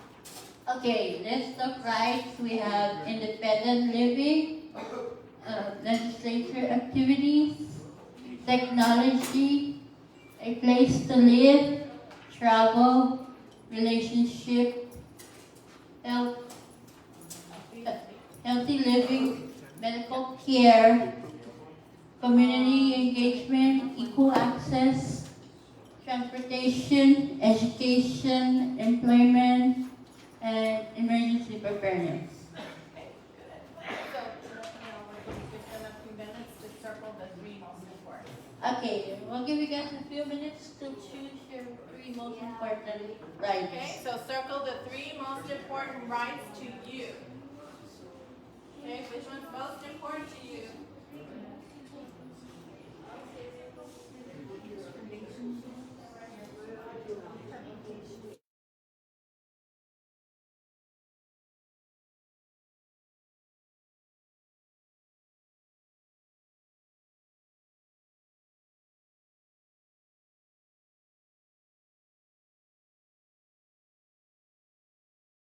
Rights they picked.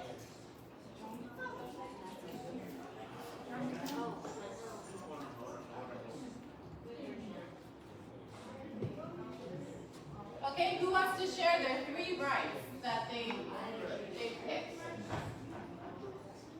All right. Yep.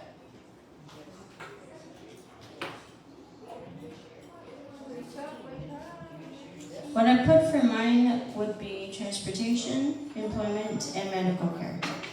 Alright, very good. Anybody else want to say what their three rights are? What did they pick?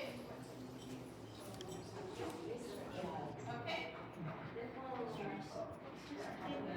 we go. Independent living, medical care, emergency preparedness.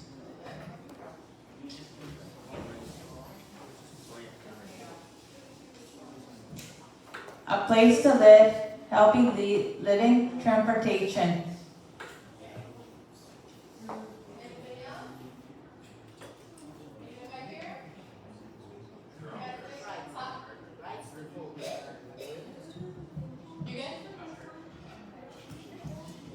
My top three is a place to live, equal access, and education.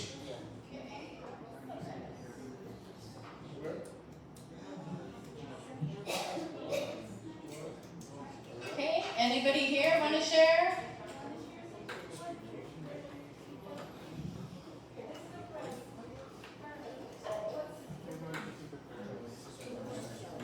A place to live, that's important. One more. Healthy living, one more.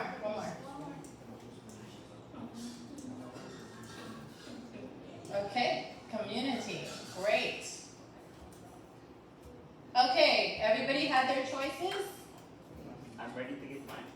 Okay. Equal access, Okay. community engagement, Okay. and medical care.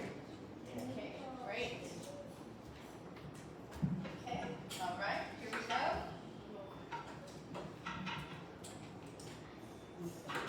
Independent living, technology, relationships.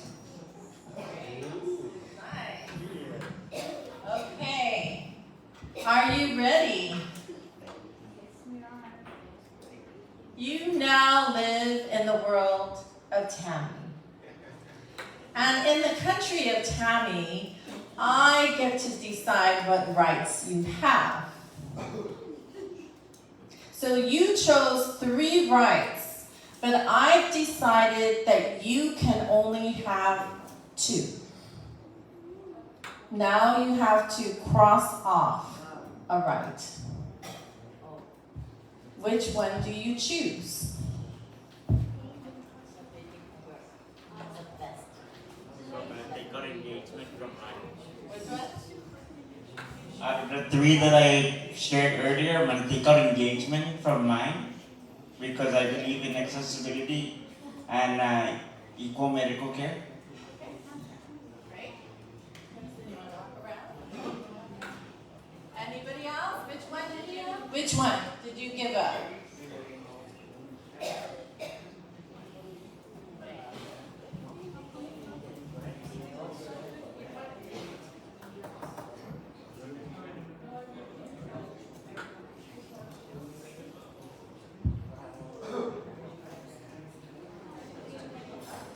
Ah, that's hard.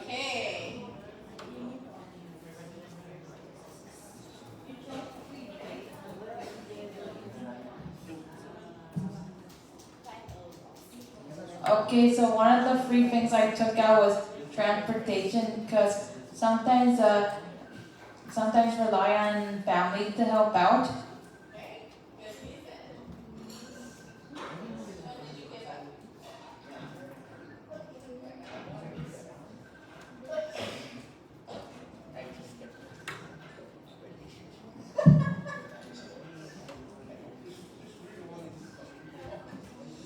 I took out medical care because I already have emergency preparedness. Good. Anybody else want to share?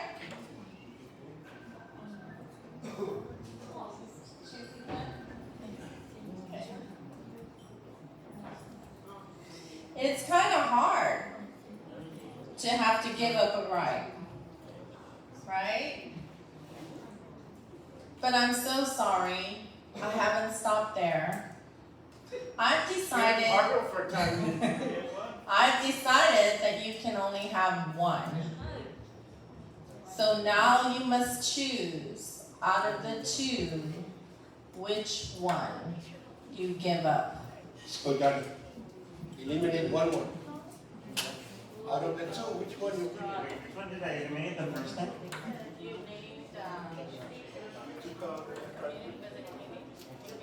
So, I guess the remaining two I have left is equal access and medical care. I'm gonna take out equal access. Okay. Because I need medical care to live. Okay. If I'm sick. All right. All right. Are you ready? Which one? Who's next? Right here. Okay. But the thing is, I need all three of these. I know. That's the hard part. Out of the three that I took, maybe the one I would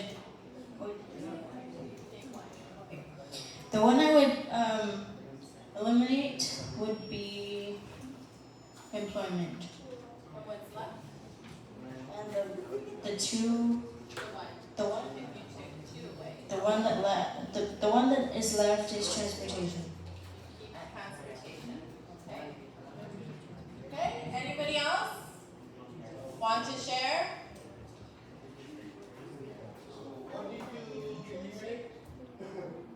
So I took out independent living and I chose emergency preparedness. Wow. Emergency preparedness is the last. It's the last. Anyone else? Anybody else? Don't worry. With magic, I give you back your rights.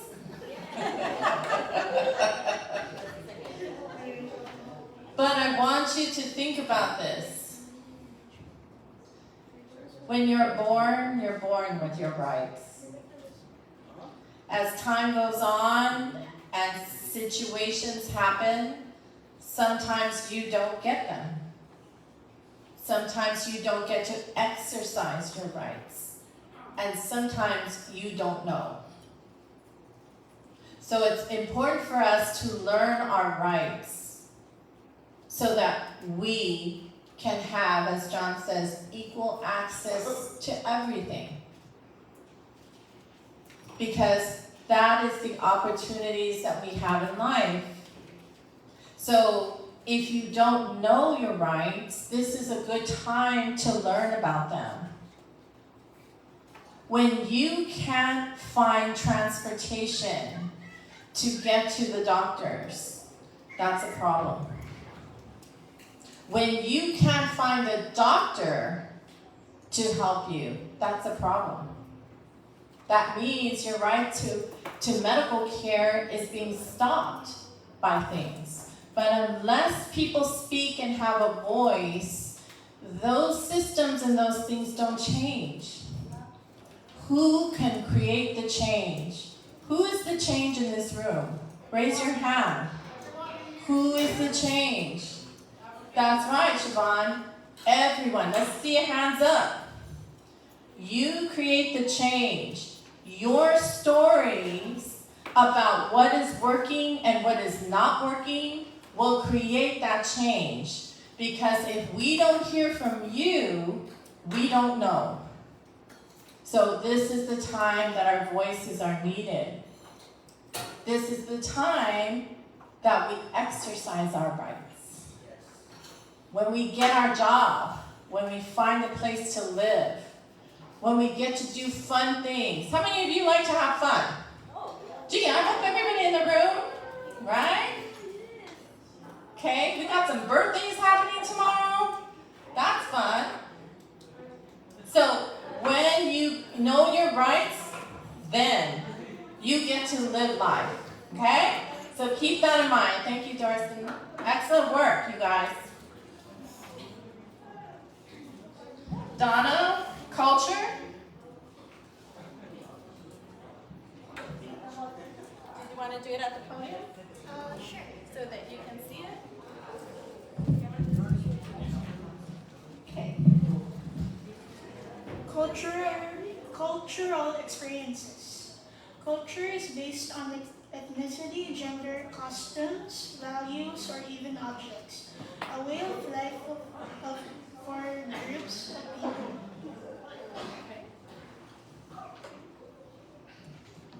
When working with people and building relationships, it helps to have an understanding of their culture.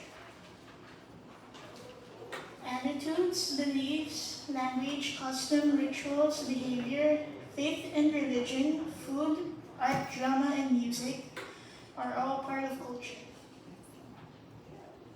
There's a culture map. You can say here's a tool, a culture map that you guys can complete at home. Here's a tool, a culture map, so that you can complete this at home. Here is a culture map which you can use to fill out at home. Yes, very good. So your culture is really important. So we want you to be able to think about that and fill this out so that you guys can share with everyone what's important to you in your culture. If I'm going to get you a job and what's your rituals, you don't wake up early, then I can't get you a job in the morning, okay? I'm going to get you a job in the afternoon. So knowing certain things. If you go to church on Sunday, then Sunday might be something that you don't want to work or do anything because you want to be at church as a church member. So these things become really, really important. So this is just a tool for you to complete and share with the people important to you so it becomes part of your plan so people know what they need to do to help you. Felipe?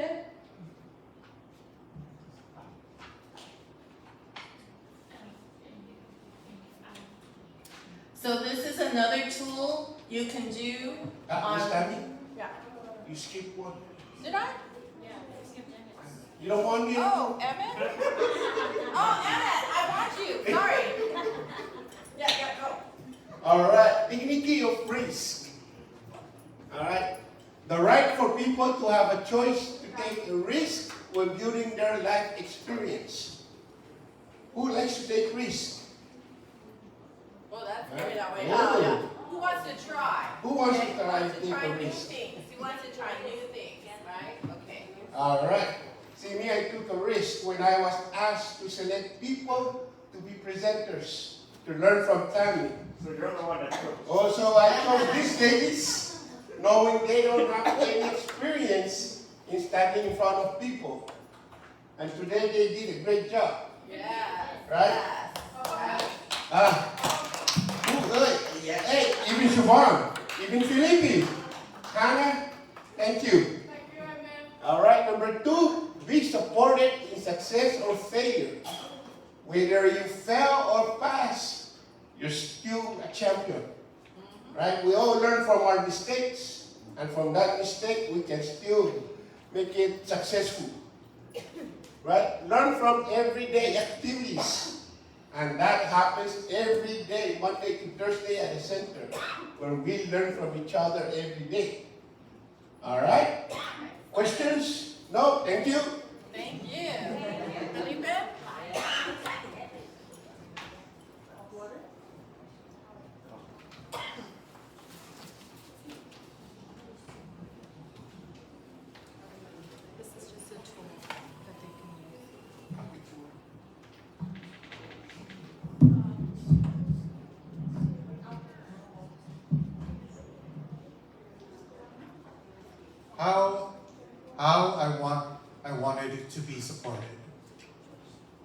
1, in my daily life. 2, in my job. 3, my relationships. 4, culturally. 5, in my health. 6, in my advocacy. 7, in being safe. 8, in community. 9, in my communication. Donna?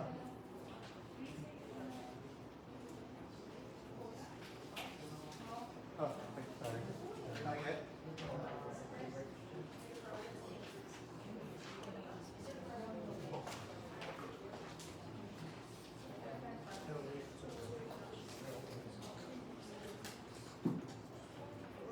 So this is a tool that helps you to think about how you want to be supported in the different areas. Thank you guys for joining us. We really appreciate it. Thank you. So remember, when you're completing this, you need to tell people what kind of help that you need in all these areas. Okay? This is something you can do and something you can share.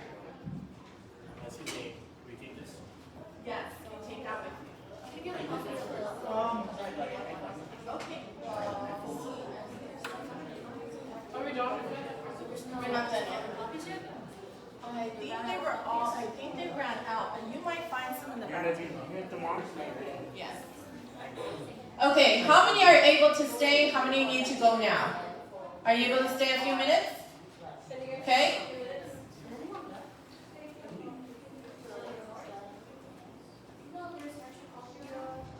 Okay. Yoda. What does Yoda say? What does it say? That's right. Believe in yourself, you must. Okay? Remember to keep your purpose. Remember to share your purpose with others so they know how to help you. Okay? And in social, I'm sorry guys, I'm rushing because everyone's going. In social valued roles, I want you guys to think about different things. Your family. How many of you are daughters? How many of you are sons? How many of you are church members? How many of you are students in college? How many of you are in sports? Those are all social value roles. Those are all things that the community sees you and sees your value. Okay? So one of the activities I want you to do when you're at home is I want you to circle all the things that you are. Because you need to know how important you are in our community, at home, at work, in all the different places. Okay?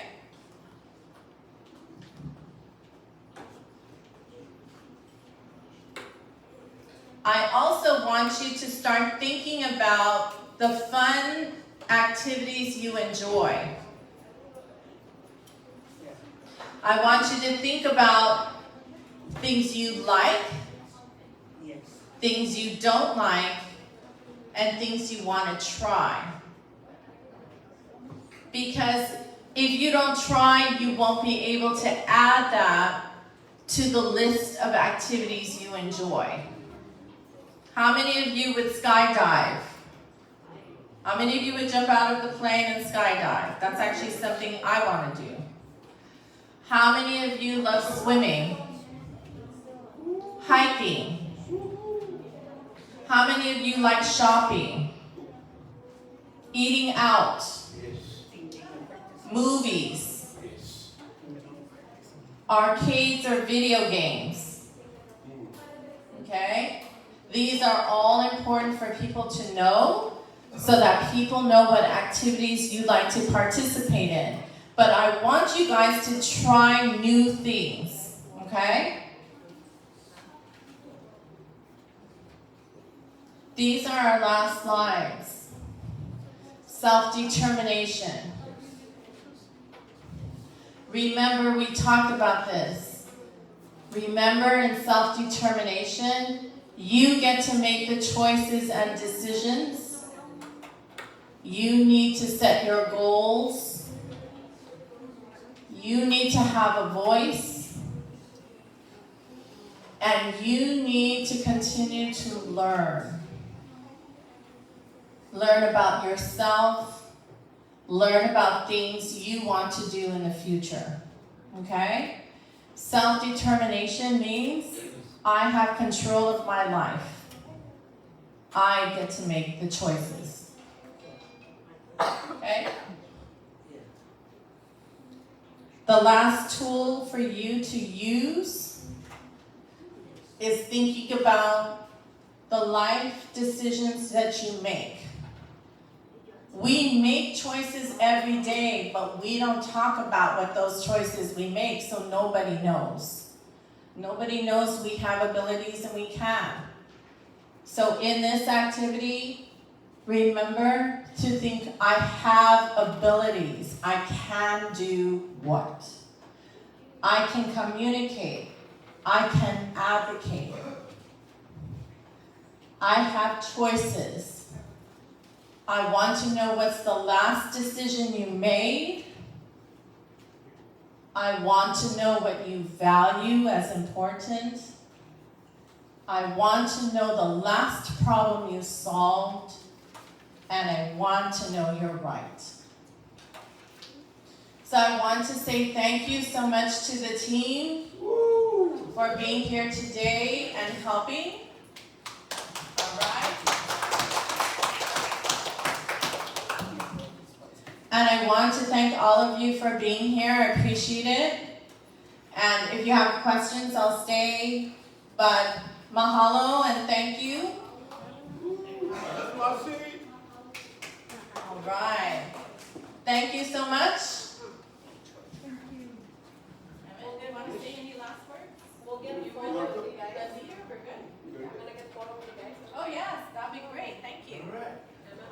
Get your certificate.